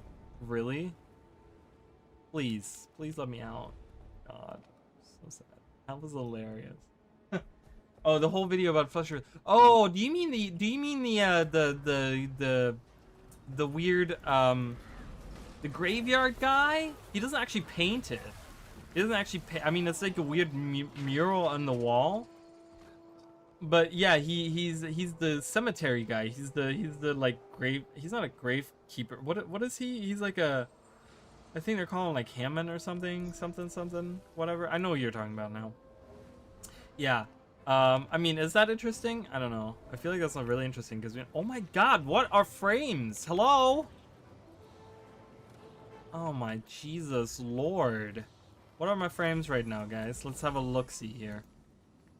Dude, are you serious? I have unlimited frames on right now and I'm getting 19. I'm not doing this. Let's restart.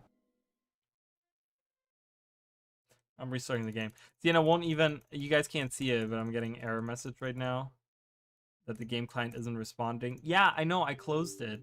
It's always the indicator to me that that is happening. It's some kind of weird bug, and like I said, I'm gonna have to reinstall it and see without reshade. I don't know. I feel like, I mean, yeah, that's interesting, but is that more interesting than the entire thing, the entire story of Secrets of the Obscure? I don't think so. I don't think it's that engaging. Oh, no.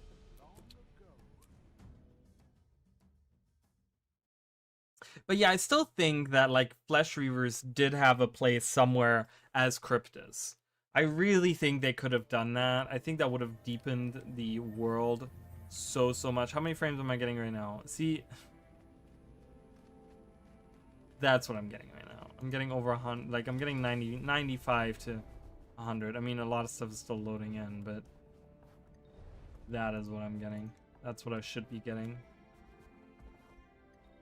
So weird. I'm like, I have 19 frames. I'm not playing a game with my computer at 19 frames. Not happening. It's like when I was trying to stream Genshin the other day. I was getting like 20 frames per second. I'm like, what? Genshin is like not even that great looking of a game. Why am I getting 20 frames per second? What is happening? It was bad. It was bad, guys.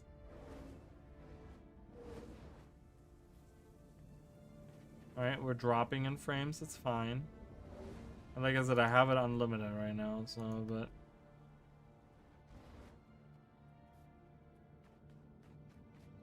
As long as I'm getting over 60, I'll be fine. I'm okay with that.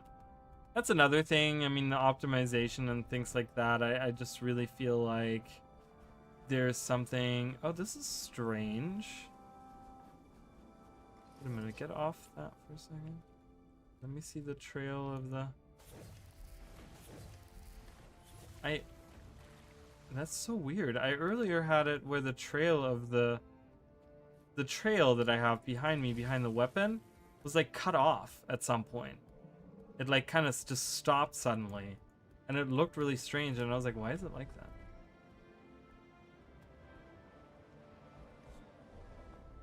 So weird. Weird. But yeah, Flesh Reavers I think are were kind of wasted on that. Alright, let's see. With the huge... Wow, look at this. Holy crap. Alright, I'm not getting any frames now. Holy shit. Doesn't matter how unlimited I make the frames. What are frames, yo? Coming in, healing. Healing you guys. I can't see anything, but it's okay. We'll just drop all the things.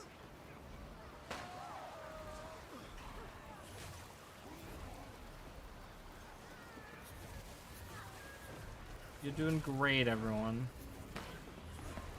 See, I made the difference. Alright, don't go too far, guys. They're gonna get invincible in a second. Don't push too far, you'll die. Can we eat this? I can. What do I have right now? Oh, I have the healing stuff. I'll take that. Oh god, here comes red. It's chaos. I'm gonna lower this. Actually, this is fine. That doesn't really impact. It's the model limit that does.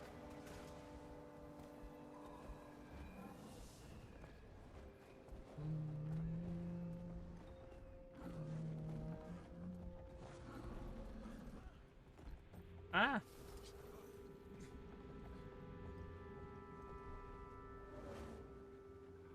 In some point in time, I want to buy a new computer as well and kind of give my sister my old one.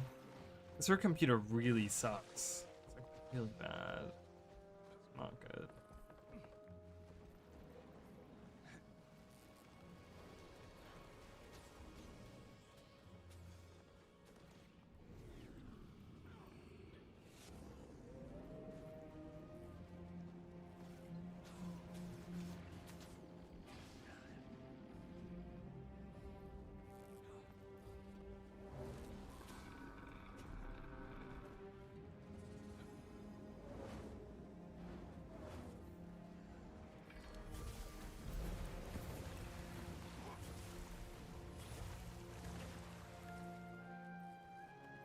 Look at this. And then our Zerga's across the hills over there.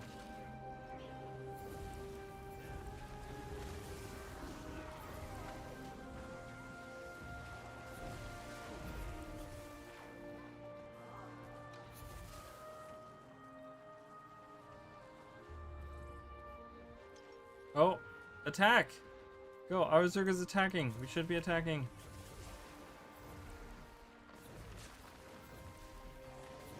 Go, go, go, go, go. Attack.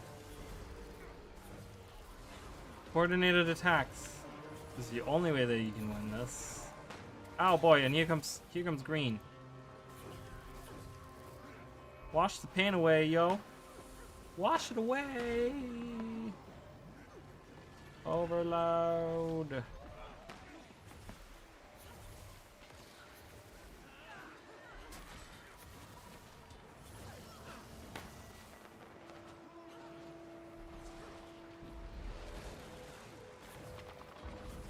Revive. Get up.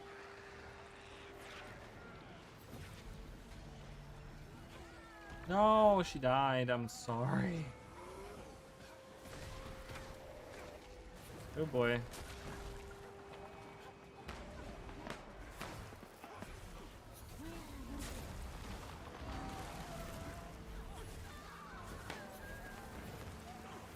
What do you guys think is the worst death scream? I really think it's the Norn female one. She goes like, oh! I'm like, God, stop, Jesus. She sounds more like she has an orgasm than dying, which is like the complete opposite of dying. So it's just kind of like, what is happening? Go, go, go! Hopefully we won't go genocide. We won't genocide Mersat. Well, no, that's what we're gonna do. Janthier Wilds means Queen Jenna is calling us back to Divinity's Reach, and she wants us to exterminate. She says that she got info from Livia that, hey, Mersat are still alive and they're hanging out in the Isles of Janthier. Oh, I'm going with the wrong guy. I'm leaving my tag behind. I was like, I'm on a tag, I'm okay. It's like, wrong person. And yeah, and she just says, yeah, we need you to go to Janthier. We want you to exterminate the rest of the Mersat forever so we can never have an expansion about them again. We never have to hear about whiny little players wanting to play the fucking, playing, you know, something with the Mersat. Alright? That's what's gonna happen tomorrow, guys. I'm just kidding. I hope not. Oh my god. They're killing all of them.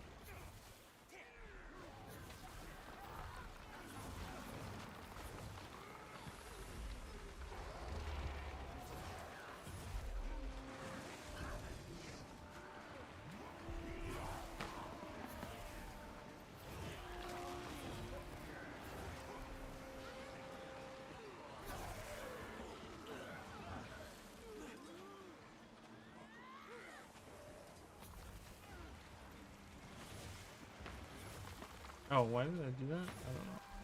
Run! I can't move. Wash the pain away. Oof. My God. I kind of made that out of there.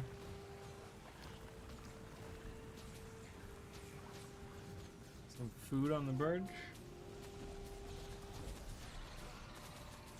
Do you guys think we're gonna see friendly Mersad? I would like to see other friendly Mersad. I really hate that Maban was the last. I really want to know who the people of Janthier are. I really hope that ArenaNet doesn't like retcon it and just be like, oh yeah, the people of Janthier have always been Mersad. Or something. Like, that would be weird. I want them to be like... I want them to be like a different race that we've never encountered. I want them to be like... not look different, like they can be humanoids, but I want them to be like... look different to humans. Like... different skin color or something. I want them to be like purple humans or something.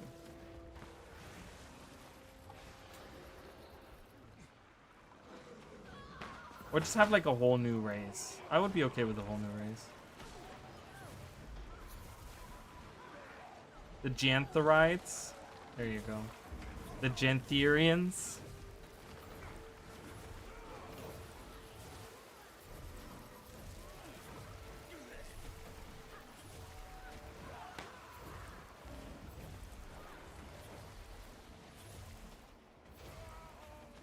That's what I want to see. Alright.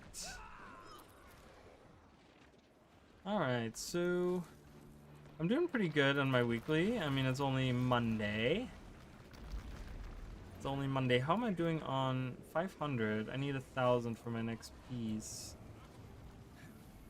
It's like 1,095 or something, or 1,046 or some weird stuff like that that I need for my next piece of legendary armor. We're getting there. I only have so I only have 3 more pieces to do for my one set of legendary armor. Never thought I would go for legendary armor, especially World vs. World, but it's actually really easy to work towards. Really easy to work towards. Like, even if you just casually play, the only thing that is important is getting your tickets. Because everything else that you get, like, you can either there's other ways to get it, or you can just outright buy them, right? But like the important part, the only thing that is important is the tickets, which just means literally keeping up over tier 3 participation and just doing your chests every week. That's it.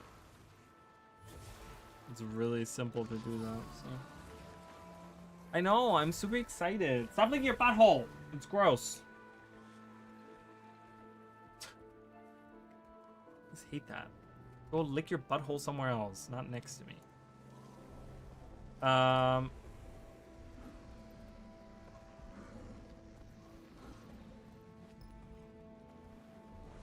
Those tickets, those damn tickets. But like I said, the participation is not that hard. Like, if you just zerg with people, you know, and you really, I mean, you only have to do a little bit. I mean, doing, I will say, like, going all the way to the end of Diamond every week, that takes like serious like engagement and like time investment and whatever, you know. That's not just something where you're like, oh, I'll just, you know, you have to seriously like play a lot of World vs. World, because I mean, I mostly right now play World vs. World when I play, and I barely even, I don't think last week I even finished my my diamond. I think I got to like over here or something.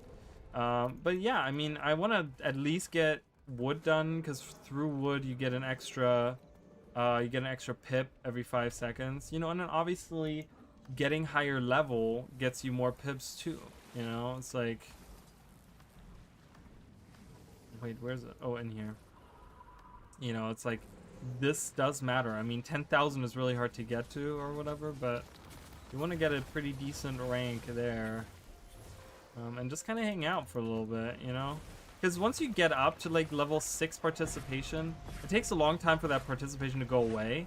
So you end up getting like 15 minutes of free rewards by the end of like stopping playing that, you know, at that session or whatever. So you do get a lot of like free shit. I would call it, like, I guess it would be considered free shit, but no. Okay, I'm gonna switch from healing to damage because I feel like we don't really need a healer. I think we're doing good with that. Please, man, please. I'm out of combat now. Let's swap over. Oh, and I think the lag is back. It kind of feels like that.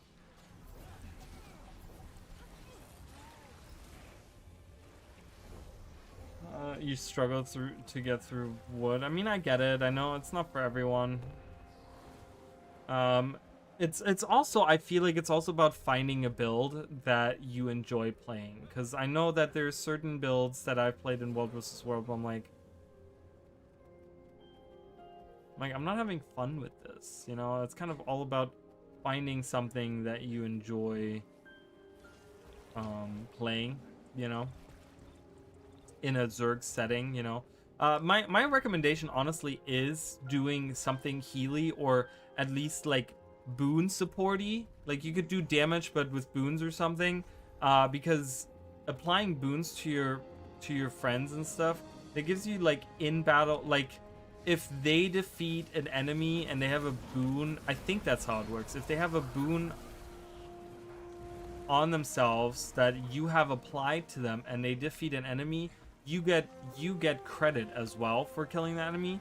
That's why I when we go through those battles, those big, I keep getting +3 experience. Those are just like someone else killed them and I didn't get any, like I didn't actually contribute to the kill, but because I either healed that person or I applied a boon to them, I'm still getting like participation, which means that you actually get loot from those enemies as well. And it's just a matter of keeping that participation up. You know, it's like once you see that going down after 10 minutes, you just fight a couple enemies and it goes back up. I was doing that yesterday or today, I'm not sure, I don't remember. I was playing a little bit, I think I want to say it was yesterday. I was playing a little bit, and that was the way. Like it literally was like anytime my 10 minutes would, like, there was a Zerg happening on, like, running around on the map, but I didn't really want to play. So what I was doing is I literally was just hanging out whenever I needed a little bit of participation, and then I would leave the Zerg again. Like they would be in Soma's Castle or something, and we would defend it one time. And I defended it one time, we killed a couple people that were attacking, and I would go back to the outskirts, to our base, you know, to the keep out there, and just hang out for like 10 minutes. And I'd be like, oh, okay, my participation is going down, I better kill another guy. So I would go out, kill another guy, come back, hang out for 10 minutes. Like literally that's all you really need to do, because that is the main income of skirmish tickets, is the pips. So I usually heal. Yeah, so healing is good. I mean, healing is fun. I guess you play, well, are you using like a rifle or with Mesmer? Because I guess that's like the new meta, is like Mesmer rifle for healing at least.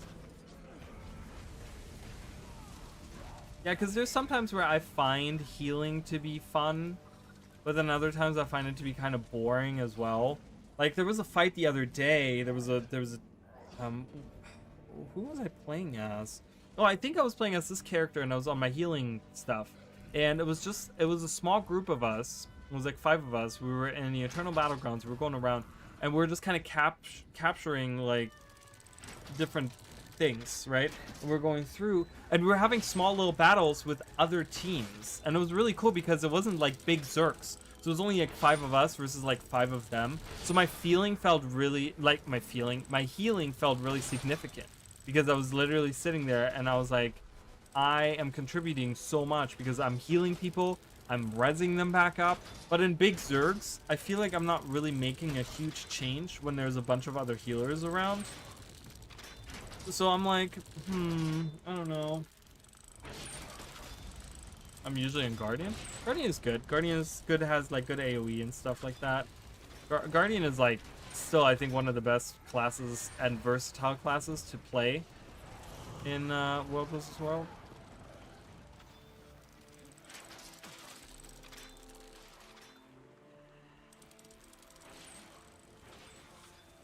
But I mean, it's gonna be a little bit easier as well once the Alliance beta goes live, because then you can play with your guildmates. And it's gonna be so much better. I still have that. I still have my next slot open, my last slot that they just gave us. You know, so we'll have to see what I do with that. But yeah, it's gonna. I mean, that's gonna be nice, because then you can at least hang out with your guildmates and stuff. And I think that might make it more fun for you. Because I think a lot of people kind of have that like, oh, I don't know about these random people, you know? And it's also like, World vs. World is almost like a different game, because you need to know like all these... There's like different terms and different areas and different things that you gotta watch out for, you know? Like, when you get some of those really involved commanders, oh man, some of the stuff that they'll do, like, they'll be like, okay, we gotta go over here, we gotta go over here now. Okay, do we have eyes on this? Do we have eyes on this? What's going on over here? You know, and they're playing like the whole field, and it's like, whoa, it's like very strategic. Almost like playing chess.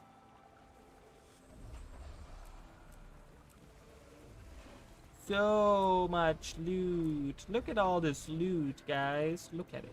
Look at my loot stuff.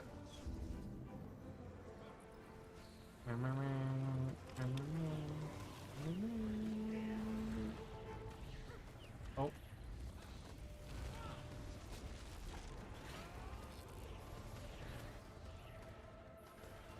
You know, and like I said, maybe healing isn't for you. Maybe you're more into like doing damage. Like I said, one thing that that's why I kind of play that warrior the way that I do, because he is all about stripping boons and stuff, because right now the meta is like, you know, boon ball, right? Like that's what a lot of people talk about. So applying boons and stuff is like huge, right? It's like you ball together and you just apply boons and healing, and you can never die, right? So I like to play a character that is against that, you know. And we where are we going? Hello. And oh, I thought some people were leaving. But yeah, maybe you know, and there's oh yeah. Oh, he survived that? Ow. Wait. Is he DCing? Is that what's happening right now? What's going on? Am I DCing? What is happening? My stuff is fine. What is going on? What is the what is the commander doing? What is happening there right now? This will be better. I don't have as much fun on my own with random people that I'm not communicating with. Yeah. I mean, you could always join their like Discord and try to see if you can get in there, you know, and just kind of listen to them. Because some of them are really good. There's some commanders that are really annoying. There's some commanders where I just want to punch them in the throat, because they're just like, they will like yell commands at you like nonstop. Back. And it's like, okay, you said back 70 times. Please stop saying that. We're moving backwards, okay? Like, people like that like get like way too like, eh. It's like, I don't want that. I want to have a chill time, you know? I want to have a good time. So you do get those occasional like kind of over the top commanders that are just like, you know, they took their real life military training a little too serious. And here we are. All right, we're going to the desert borderland.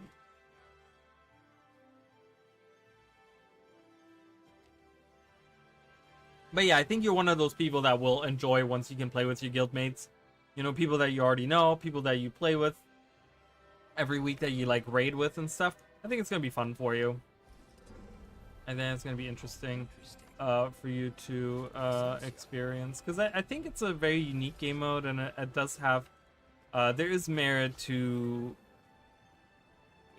updating it and keeping up with it and that sort of stuff, you know.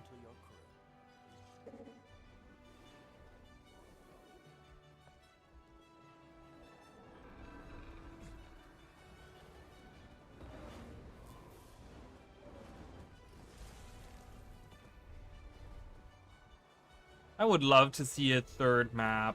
I would just love to see a third map. A third Borderlands map. It feels so weird that we have 2 alpine and then like 1 desert. It's just so weird. I'm like, why is it like that? I'm eating coconut oil everywhere and it's slip and slide on my keyboard right now.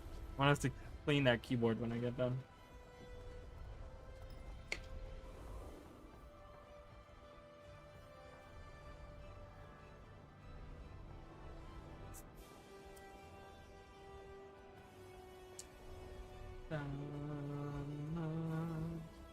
And I need to do something with Edge of the Mist.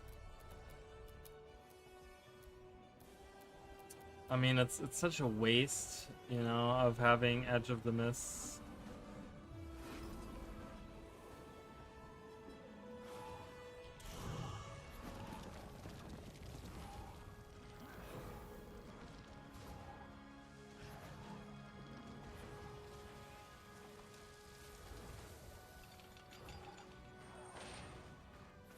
Where's he going?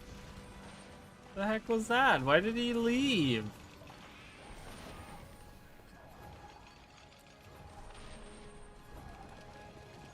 So annoying. So annoying.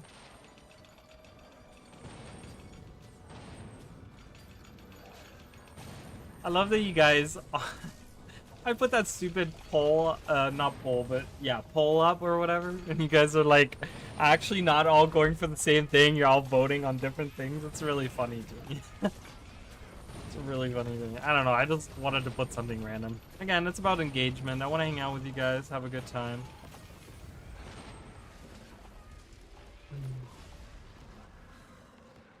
And I'm very excited for tomorrow. I'm gonna be very, very excited to go live.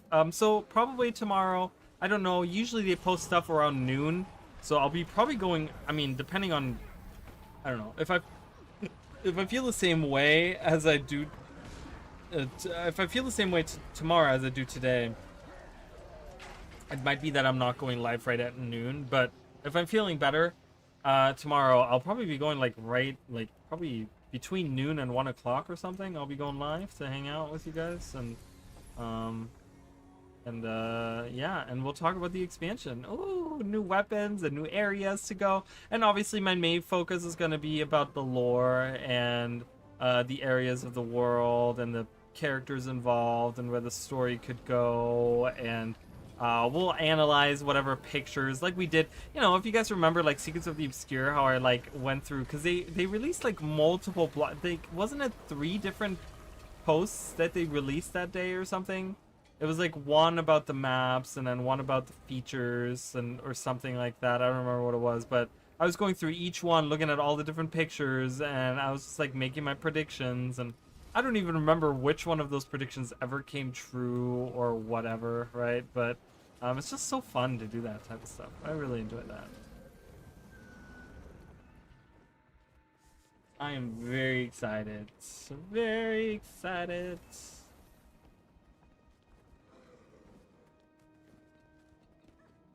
Oh, and then, so I don't know how much longer I will be.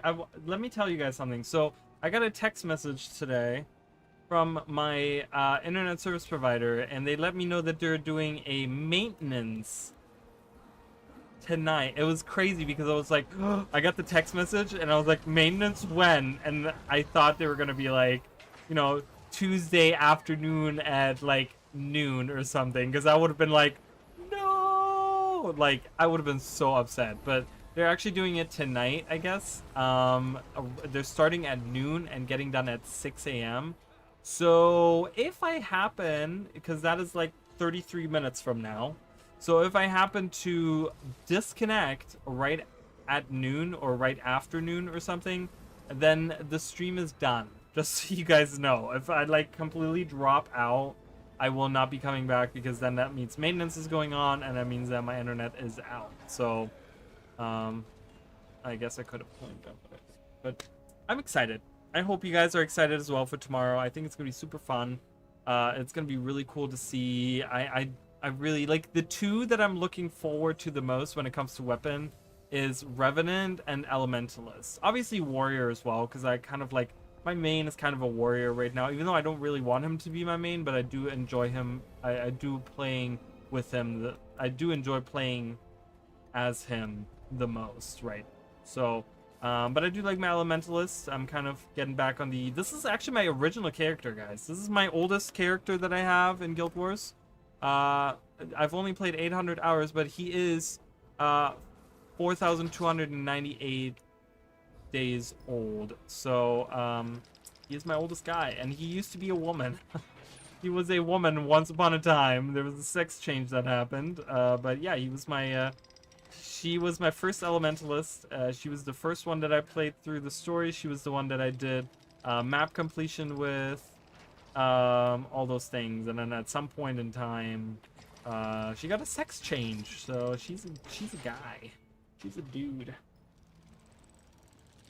Well, they did say maintenance going to be 6 hours. I will say that my internet service provider, they're usually pretty good. Okay, they're usually pretty good. Maintenance usually doesn't take that long. And it might not even go out. I don't know. But yeah, I appreciate that. Thank you. Yeah, I hope it's not going to be a long time either. Luckily, it's happening in the middle of the night. So even if it goes out, I could just like, you know, I don't know, watch something on my phone. I don't think I'm gonna be. I slept so much today that I'm not really tired. So, I might just like, or play like something on my Switch or something I don't know. We'll have to see what I feel like playing.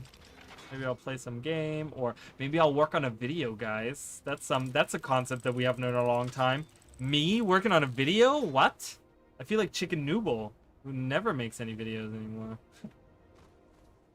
Like, God, I feel so bad because I'm like, I love making videos. I just haven't had the motivation to make anything. And so it's also like, it's a mix between motivation and also like, what is it that I want to do right now? Because we're in such a limbo state of the new expansion coming out that I'm like, I don't know what to, I don't want to tackle a new project of making something and have that be completely irrelevant to something that's going to be happening in Janthier Wilds. You know what I mean? So I'm kind of like, I don't know if I want to do this right now. So we'll see. We shall see. How sweet?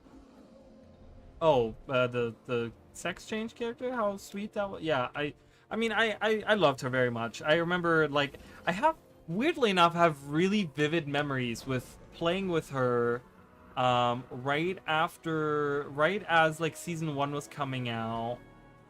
She was still my main at the time, playing, and I was using a scepter, and I was doing fractals every day. This was when I was like into fractals super heavily. Like right after they came out, my main, I remember even her outfit because she was actually wearing, I had just gotten her, because I had just learned during Season 1 all about like what armors and stuff that means, because we didn't have, like, the wiki wasn't very extensive that much. We didn't have that many like YouTubers and all the stuff that like knew about the stuff, right?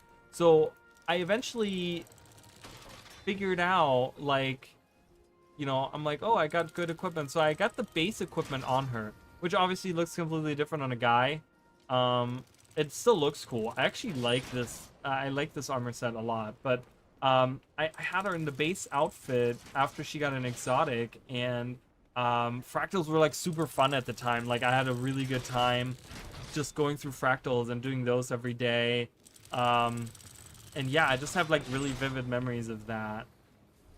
I remember doing the map completion at some point with her. And I think this was before I even got her the exotic armor. Oh, someone just took this over? Oh, okay. Well, oh, Soul Dragon!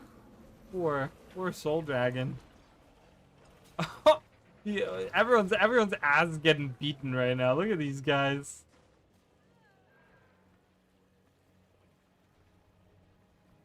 We can take these. We can take these already. Take that. Take that. Oh, by the way, I highly recommend you guys use the Thresher Sickle 5000, because it only takes half the time to actually finish it. It's only half the duration, so you can actually get, you actually can have two glyphs at the same time, because there's a glyph that actually talks about how it takes half the completion time to finish it. You have that automatically equipped if you have that skin. So I highly recommend getting that skin, guys. For the sickle. If you guys are looking to see, like, I have my flax farming down to like a T on exactly how I want it, because I talked about how I have the oh no, this is on a different character, but on my warrior, I have the glyph that collects in a big radius around me, and then I also use the thresher sickle 5000, which takes half the time to complete. So when I go for flax farming, I literally can just like walk up to a farm, sit down, do it in half the time, and leave, and just do one time and be done. And it's just like, and I can get all the flax done like crazy. It's so, or anything that I need to farm that's, you know, that it requires a sickle, which most of the time is just that. I really love these statues. I don't think they use these anywhere else. I've never seen them anywhere else. I know this is the air keep, and there's Tengu around and stuff, so we do get that, but I do like it. I think it looks really cool. There's different architecture that they have here.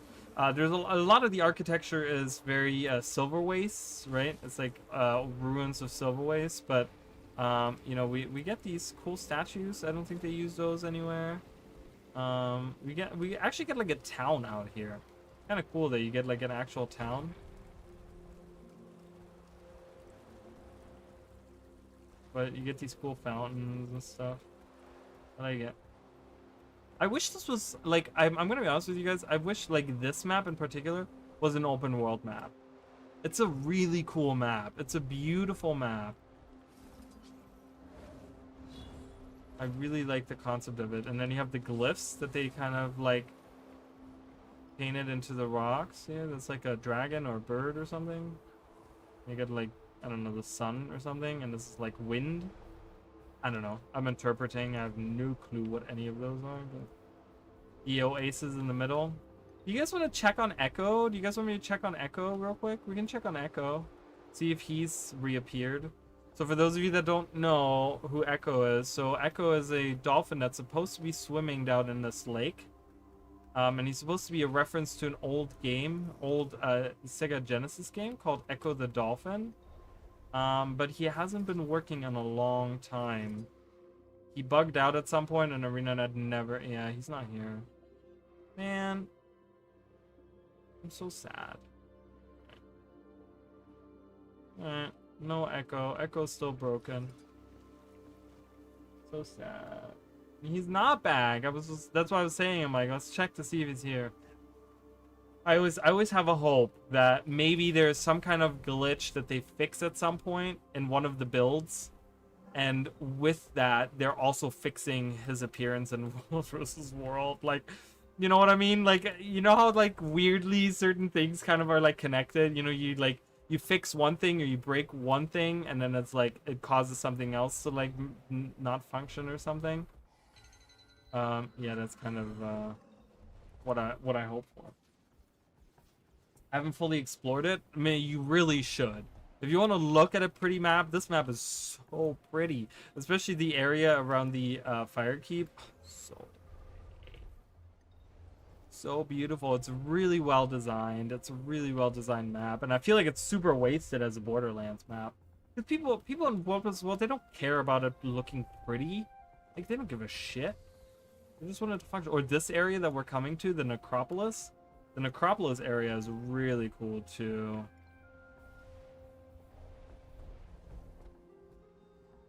That's some really neat stuff. It's like I want to make like a Twitter post where I talk about like, bring Echo the Dolphin back. Problem is, whenever I make those posts on Twitter or even Reddit, it never gets any traction. I get like 1 like and 1 retweet. Jesus, I can't even say it. Retweet. It never gains any traction. I never gain any recognition. It's not like not recognition for me, but it's like for the thing that I'm posting. I don't care that people recognize who I am. I don't give a crap. I don't give a crap. People don't need to know who I am. But I do appreciate you guys hanging out with me. And I'm doing some... Oh, build. Yeah, that's probably smart. Oh, there you go. Yeah, most people don't know about it. I know, I made a video about it. Go watch it. I'm just kidding. I don't even know which one of the animal... I've made so many animal videos now that I don't even remember what each one was. Like, I literally now, when I'm writing down notes, because I'm working on the 5th one, right? So now that I'm writing down notes, I literally have to go back to the old videos to see if if I mention, if there's something in there that I've already had, right? Like, it's so stupid. There's one dude. Two of the dudes. Get him. Dead. That gave me participation though, didn't it? It did, see? I didn't get any credit or loot, but it did give me participation. Oh my god, why did I turn back on? Turn around. Ooh, and I'm about to get all of this stuff here, guys. We are rich. Hey, give it to me, come on. There it is. Bam, bam, bam. Look at all these things that I'm getting. Yay, yay, yay. Super good. Super good. Oh, let me in. Yeah, I got bronze. Awesome. I wish I would have gotten silver. Would have gotten me another ticket, but that's okay because you got to get at least silver to get a claim ticket. Or skirmish. Yeah, skirmish claim. You know what? I've said this in other videos. I literally thought that, like, with the first video.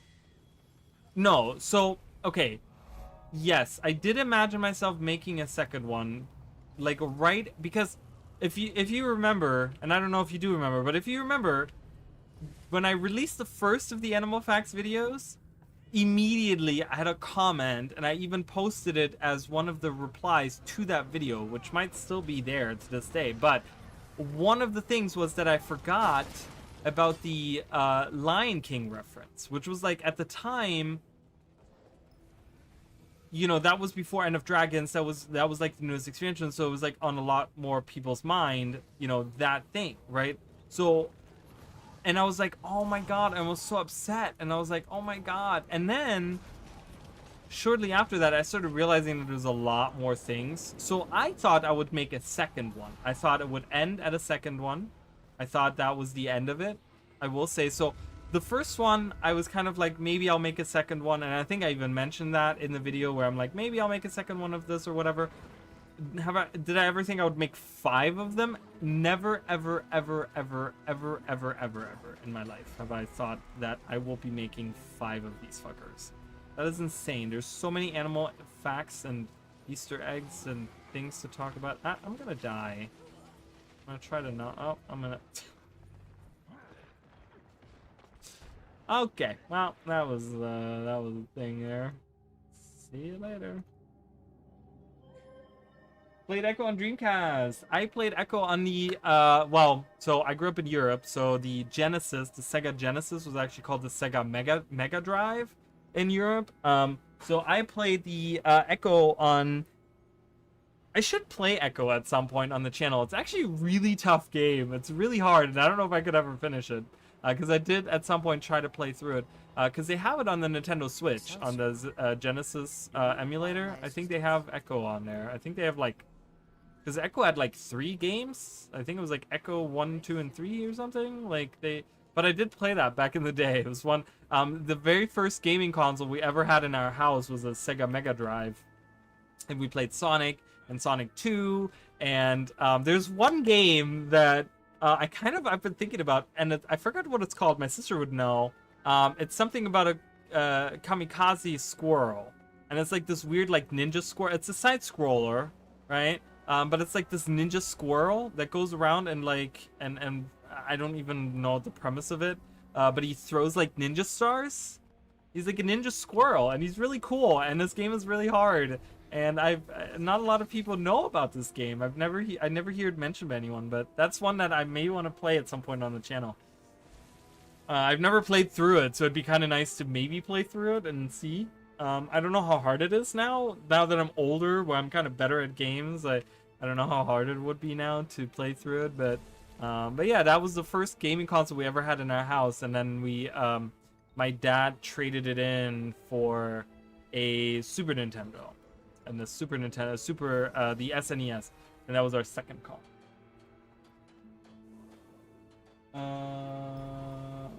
First one that they were already more that were coming up for a second video. Yeah, I mean, it was literally like I made the first video and there was like so many things that that like just popped up, right? There was like all these things where I think there was even like right after I released the first one, there was a post made on, and I talked about this in the second one. There was the post made on Reddit about the weird birds, the pigeons that are sitting up on the, like, they're perched up on the thing.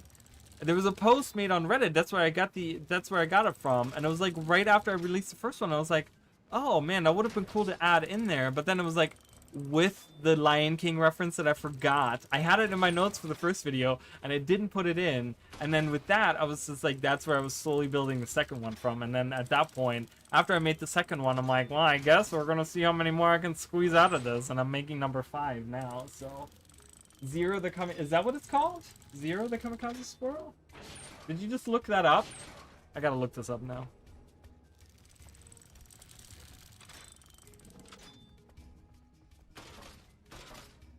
Oh my god, I don't know how to spell squirrel. Is that it? Hold on, I gotta see. Yeah, that's it! Ah, that's nostalgia for me right there. You guys don't understand. You guys don't understand. That's nostalgia right there for me. Yeah, that is. Yeah, and that's a fun, like, that's really tough, like a really tough side scroller, because I remember there's very precise jumping. Like it's very hard to figure out exactly where the hitbox of your jumps and stuff. And like I just saw one scene where you have these balloons and you have 2 balloons that are attached to a basket, and the basket by a rope is attached to the ground, okay? So just to give you a premise, and you throw ninja stars. And the idea is that you detach the balloon, the rope on the bottom of the balloon, but not any of the balloons at the top, right? Or you detach the basket, I'm sorry, not the balloon, but the basket with the 2 balloons on the bottom, but not above. And then you have to sit in the balloon or something, in the basket with the balloons, and they carry you somewhere or something like that. It's something weird like that. It's a very, like, precise jumping game, and for the time, it was just like, you know, and me being like, I don't know, I was like 3 at the time, you know, I was like barely old enough to hold a controller in my hand. Like, we sucked at it. Like, my sister was 6, but we still sucked at it with that, so. Dance. Dance? Should I dance? Are we supposed to dance? Oh, I was just thinking about the what's the emote that we got with, I never use it, the juggling? Is it /juggle? Oh, oops. Oh my god, I don't know what's going on with my brain today. Can't type. No, what's the emote for juggling? Does anyone know? Not juggle? What is the juggling emote? I was just thinking about that today. I was like, oh, I never use that emote. Dance.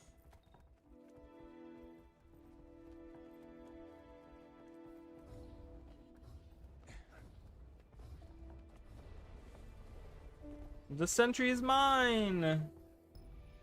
But yeah, that's a super fun game. So if you guys like a good side scroller game that is super unknown, but you like the old school arcadey type of side scroller, like platformers and stuff, that is definitely one I can recommend. I don't even remember. I remember the first level. You like land in a desert and you like have to walk around the desert, and you have to like, and there, like, you can go all the way up into the clouds and stuff. And I don't remember anything past that. I remember that we got into like level 3 or something. Oh, and then there's another one. There was the Tiny Toons for Sega Genesis. There was one for Super Nintendo, but we played the one that was for the Genesis. And that one was really fun too. That was really good music. It was really good music. Oh, Magic Juggle? Is that what it is? Why would they make it like that? Such a long... Such a long name.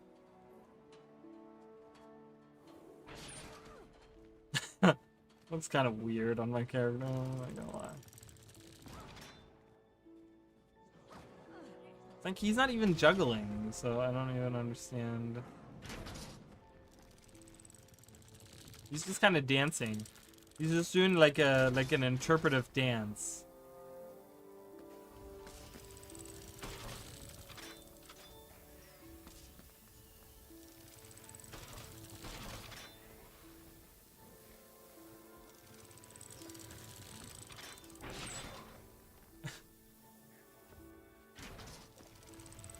Do you guys wish we will get, like, do you guys wish we will ever, like, that we will ever get a... I can't talk today. Do you guys wish they will ever add a regular juggling where you actually juggle? That would be kind of cool. I would like that. I can't speak. For someone that streams, I'm incredibly bad at talking. Oh my god, that made me, like, I almost spit out my water. Holy crap, that was so funny. He's like swatting away the mosquito. Get out of here! That's literally... That's really funny. Because that's what I look like when I go outside my house. Our mosquitoes here are so bad. Like, you guys don't know. But yeah, literally, he looks like, get out of here! Get out of here! That's really what it looks like. Oh my god. Oh, so funny.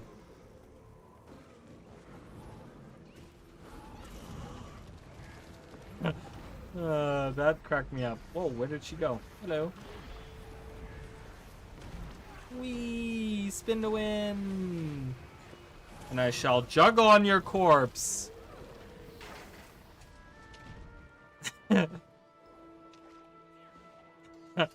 Now I cannot unsee it now that he's like swatting away the mosquitoes. It's really funny. I'd like a normal. Yeah, I'd like a normal juggle too. He actually juggles, right? That would be kind of cool. I like that they have added more emotes over time. I think that's kind of nice.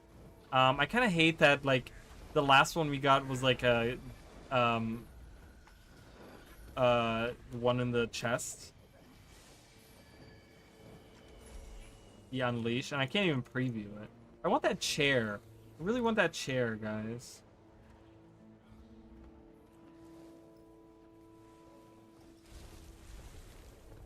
Nope. Hello. Hiya!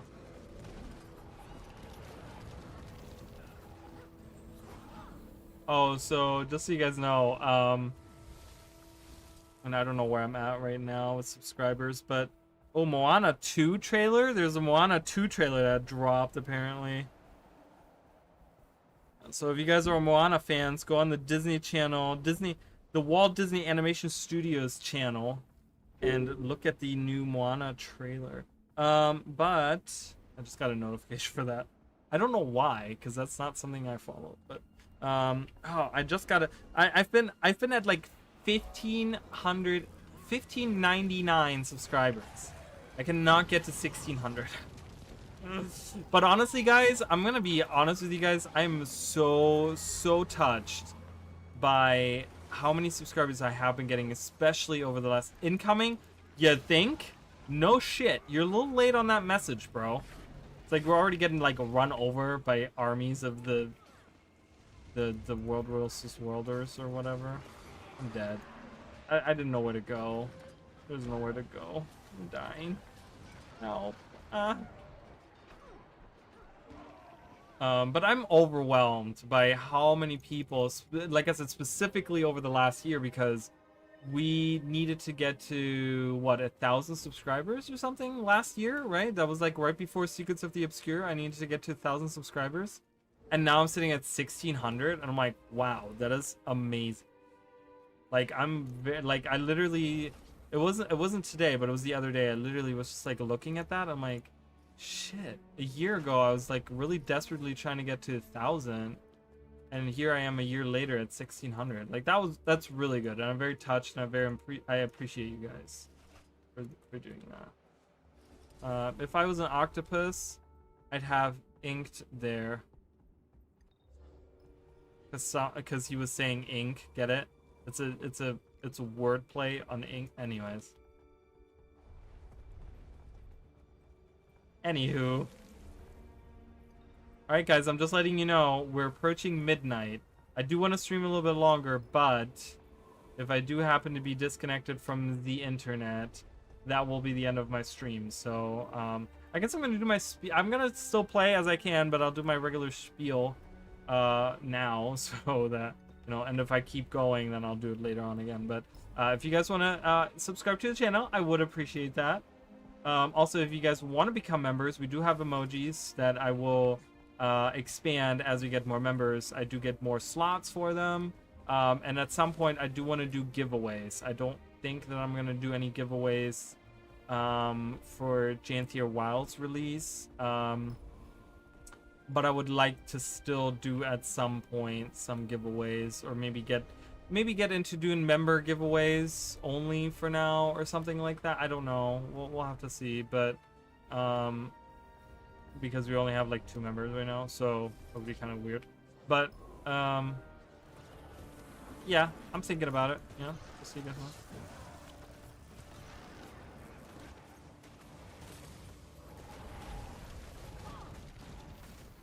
And like I said, I will be live tomorrow to talk about all the fun stuff coming to the game.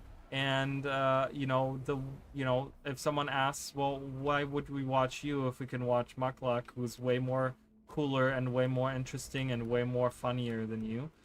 Because I talk about lore that maybe Mukluk doesn't know. So there you go. I don't know. Nothing against Mukluk at all, but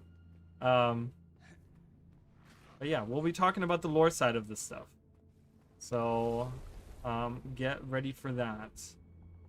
Well, I'll be doing some diving into the wiki to find out some interesting things. And I'll be looking on Reddit to see if anyone has pointed out some fun stuff as well, because, you know, obviously I don't know. I'm usually blind when I can talk about things, but finding things on my own is always like, I don't know about that. 4 minutes? No, let's go. Let's go somewhere else. Roy's Refuge. Hey, it's named after our boy Roy. A lot of these. Where was it down here? Wait, where was it? Where was the McLean's encampment? That's named after the composer.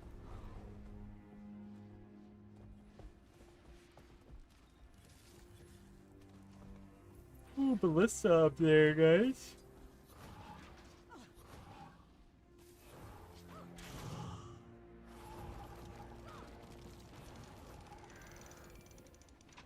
Let's destroy that ballista real quick.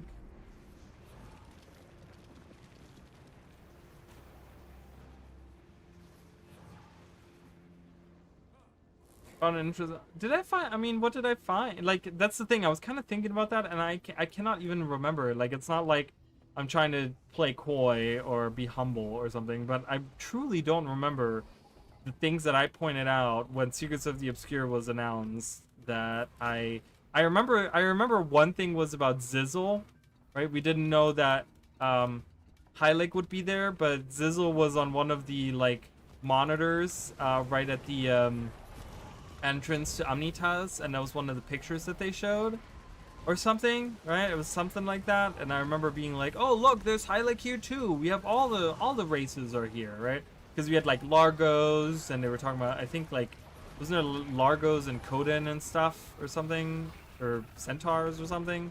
And I was like, oh god, there's people coming. We're coming. Why is our Zerg so small?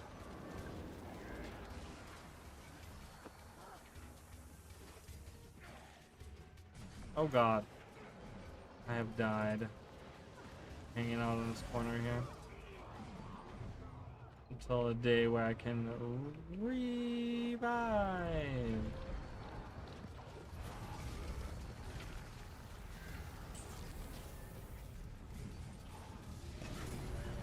Ugh. We are done for. So yeah, I don't really remember the things that I pointed out or that I found or that where I was like, oh, that's interesting, or we're gonna see that or whatever, you know.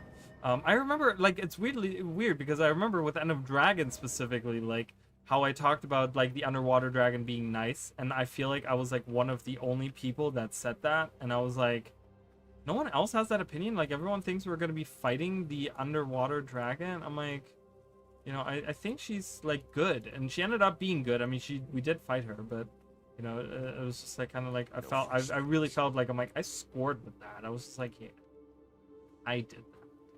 I came up with that.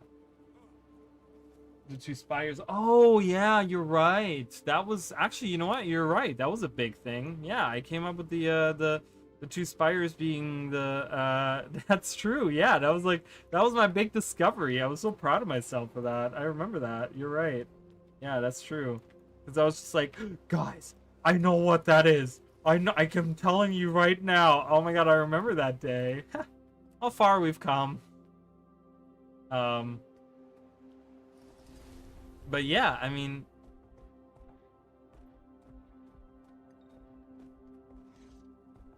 I remember that was yeah, that was the big discovery. I think that was, out of all the things, that was probably the big discovery that I had, right? Was like the Wizard's Folly Tower, and I was just like, it's the Wizard's Folly Tower, guys. In that trailer, I'm like, I'm telling you right now, we're dealing with the Wizard's Tower, and there's 2 spires in the back. Yeah, the commander left. All right, let's see if we can't get into the map here on a queue. Great, 23. Right at midnight. Yes, okay. We'll do some inventorying. I like to open some of these.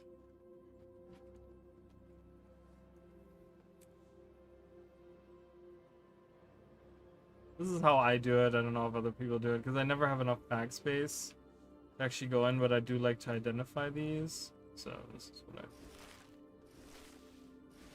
I just kind of stop it by closing it and then opening it back up again.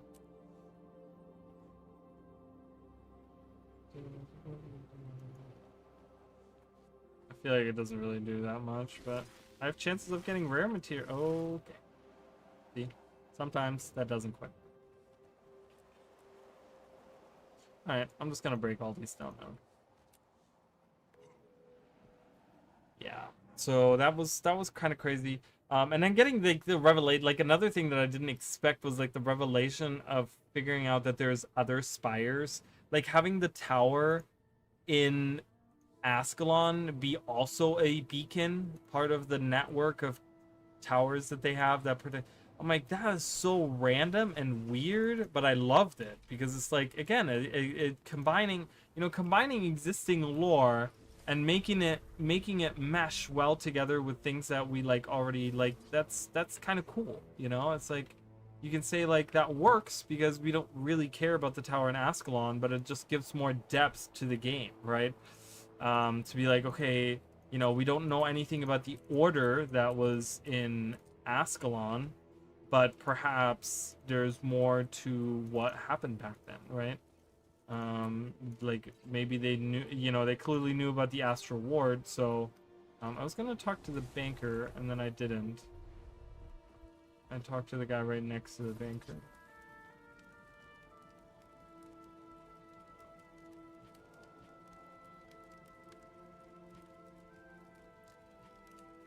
Deposit these, get rid of that, deposit this, put that in.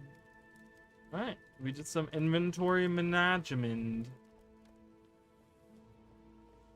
So many people just standing around because they don't have a commander. Oh, I'm still in the...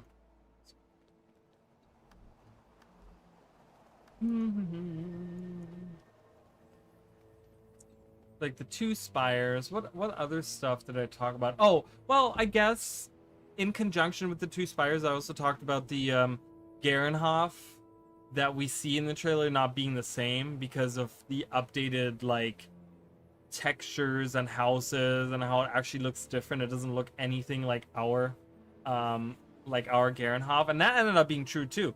I was right on that too. I don't know how many people called that, but I literally was just like, yeah, no, like that is not the same Garenhof. So that was another one where I was kind of proud of myself that I called there. I don't know. I don't remember some of the I remember there was like a couple of things that I talked about where I'm like, we're gonna see. I mean, I feel like that was pretty obvious, but I did talk about how we would see pockets of some of the older maps in the Skywatch Archipelago, and I did end up being, because there was like, they showed us stuff from Cantha that like didn't look like any Cantha map, and I was like, that doesn't look like anything we've seen before, so this must be like they're reusing Cantha assets for us to like, you know, in the Skywatch Archipelago. And then we kind of learned about the Skywatch Archipelago, about how that kind of is the truth, you know, on how they do things there. So I don't know if I really call that, but I do remember us talking about that.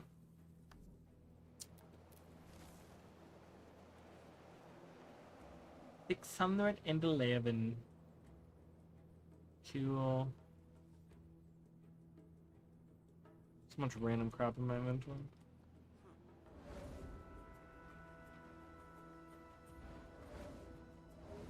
I'm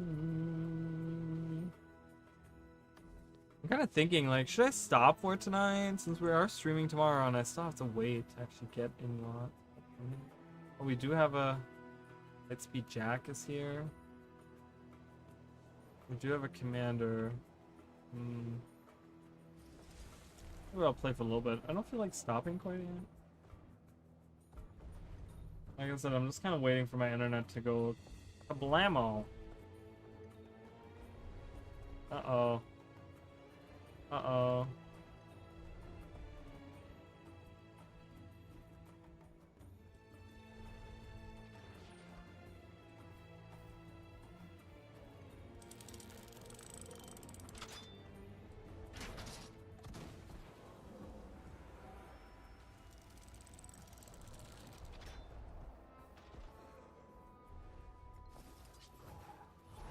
Oh, he did a portal. Nice job, Jack.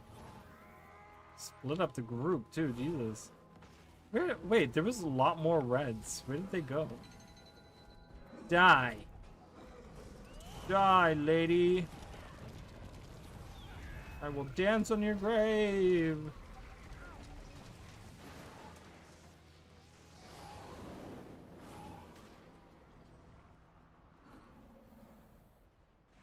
Did it really not get... Excuse me. May I assist you? Assist me. Random thief just like attacking me.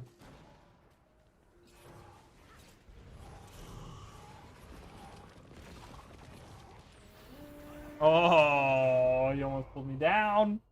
Not today, mister. Not today. Oh, yeah, revive me. Who's here? I don't know if I know that commander. Alright, why are you reviving me? Just...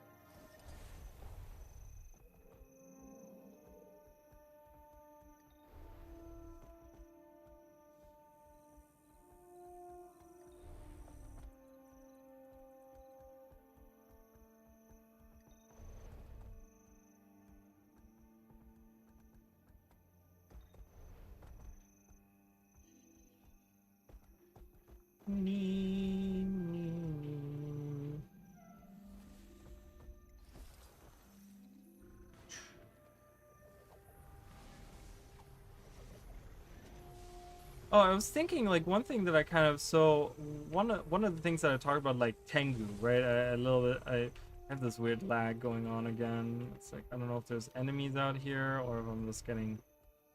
It looks like there's no one out here, but everything is running at no frames per second.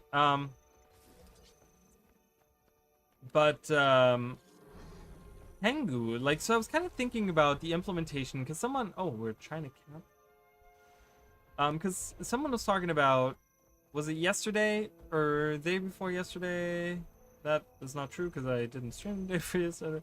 Anyways, I think it was yesterday. Someone talked about Tengu, right? And talked about like playable Tengu.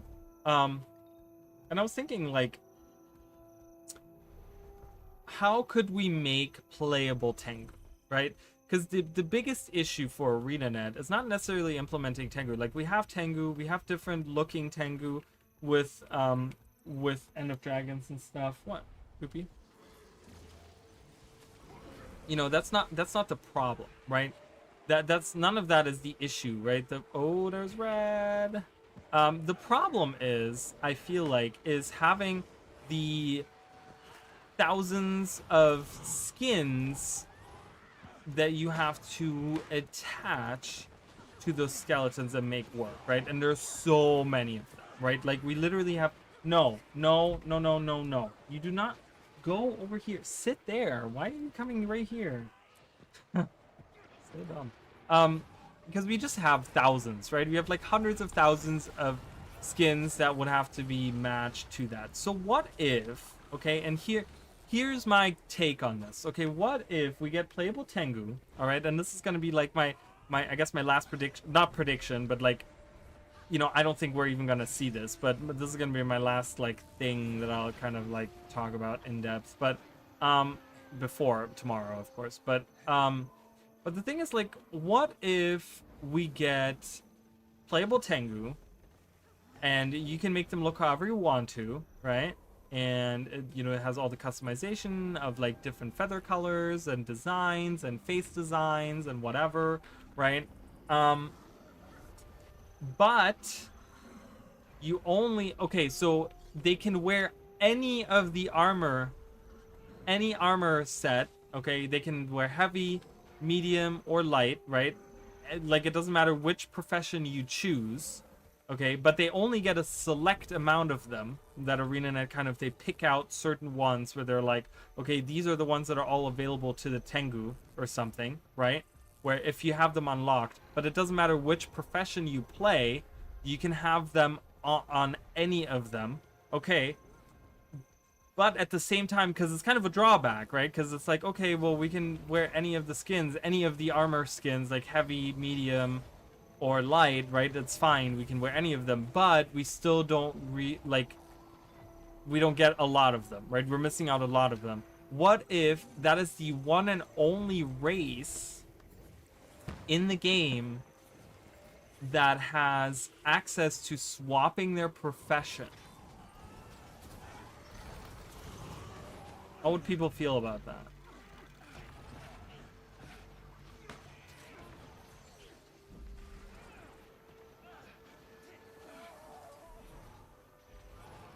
Like on the fly, I can change what profession I am. Like you get like a drop down menu somewhere where you can say, okay, well, I want my Tengu to be this, I want my Tengu to be that, and that's like the one. So kind of giving an incentive, right? Because then some people might say, well, I've always wanted to play Tengu, and I want to have one Tengu of every class, but then I have to purchase 9 character slots, and I don't want to do that, and this is kind of shitty, right? Like, why does ArenaNet do that? Why, you know, this is kind of crappy, like, I have to kind of decide now what I want to do, or whatever, right? But they could say, well, no, Tengu are special because they get to wear all kinds of different armor. It doesn't matter what armor class they are, they get to wear all of it, right? And designed for the Tengu, obviously. They would look good on the Tengu. But they're limited in the amounts that we have. But, you know, you can change your profession at any time. So you can make a, you know, as the first new race in the game, you can be like, oh, okay, well, you know, for the veterans, that's kind of cool because we already have like all these things unlocked, legendary armor on every class and stuff.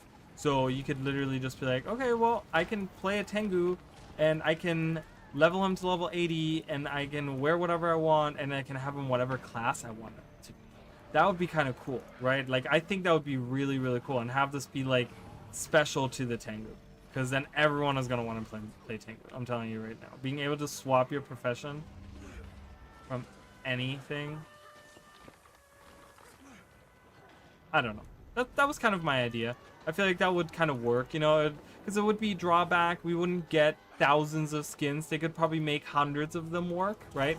But not the thousands of skins that we have for everything. Because you gotta imagine every gem store skin, every like craftable skin, findable skin, expansion skin, like all of these, they all have to match, right? They all have to like work on this profession, and that's kind of tough to do, right? That's kind of tough to do, and I get that that's too much. So I feel like having maybe a drawback there. Yes, please let me teleport. Jesus.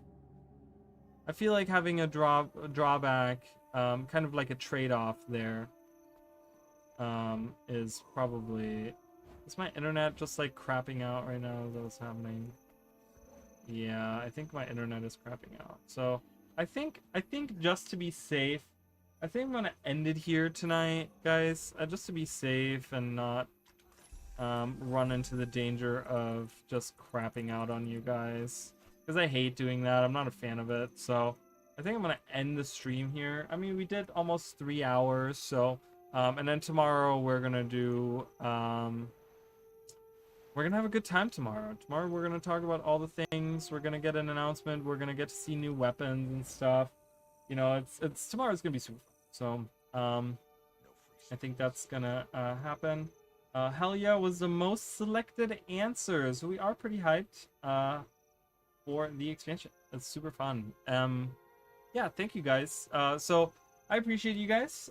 If you guys want to hang out with me tomorrow, you can do that. The stream will be uploaded as well that I'm doing tomorrow, so you guys can most certainly, you know, even if you're not hanging out with me, if you're hanging out with some other people on Twitch and stuff, you know, you can watch them, and then you can always watch the stream afterwards, right? It'll be uploaded to the channel, so make sure you subscribe to the channel so that you get notified when those things, you know, go live. It's usually a day they take, because they then have to like upload it to the channel or whatever, like once I'm done streaming, so it takes like a day for those streams to go up. But yeah, anyway, so thank you, Scott, for being here again. That I do remember that name. That's a returning name. So Emily, Robin as well is also a name that I've seen before. Jacob, as always, thank you guys. And I feel like I missed someone that probably someone that probably just said like one thing, maybe? I'm not sure. But yeah, thank you guys so much for being here, and everyone that was in the background hanging out and that's watching after the fact. I appreciate you guys. And tomorrow's gonna be a good day, so I'm probably gonna go to bed early today, you know, like a little kid, like, ooh, it's only one more sleep until Christmas, and you just, you know, you're so excited and you go to bed early just so you can get you presents really fast. That's how I feel. So it's a good thing. So I hope you guys are excited as I am. Thank you everyone for joining me, and I will see you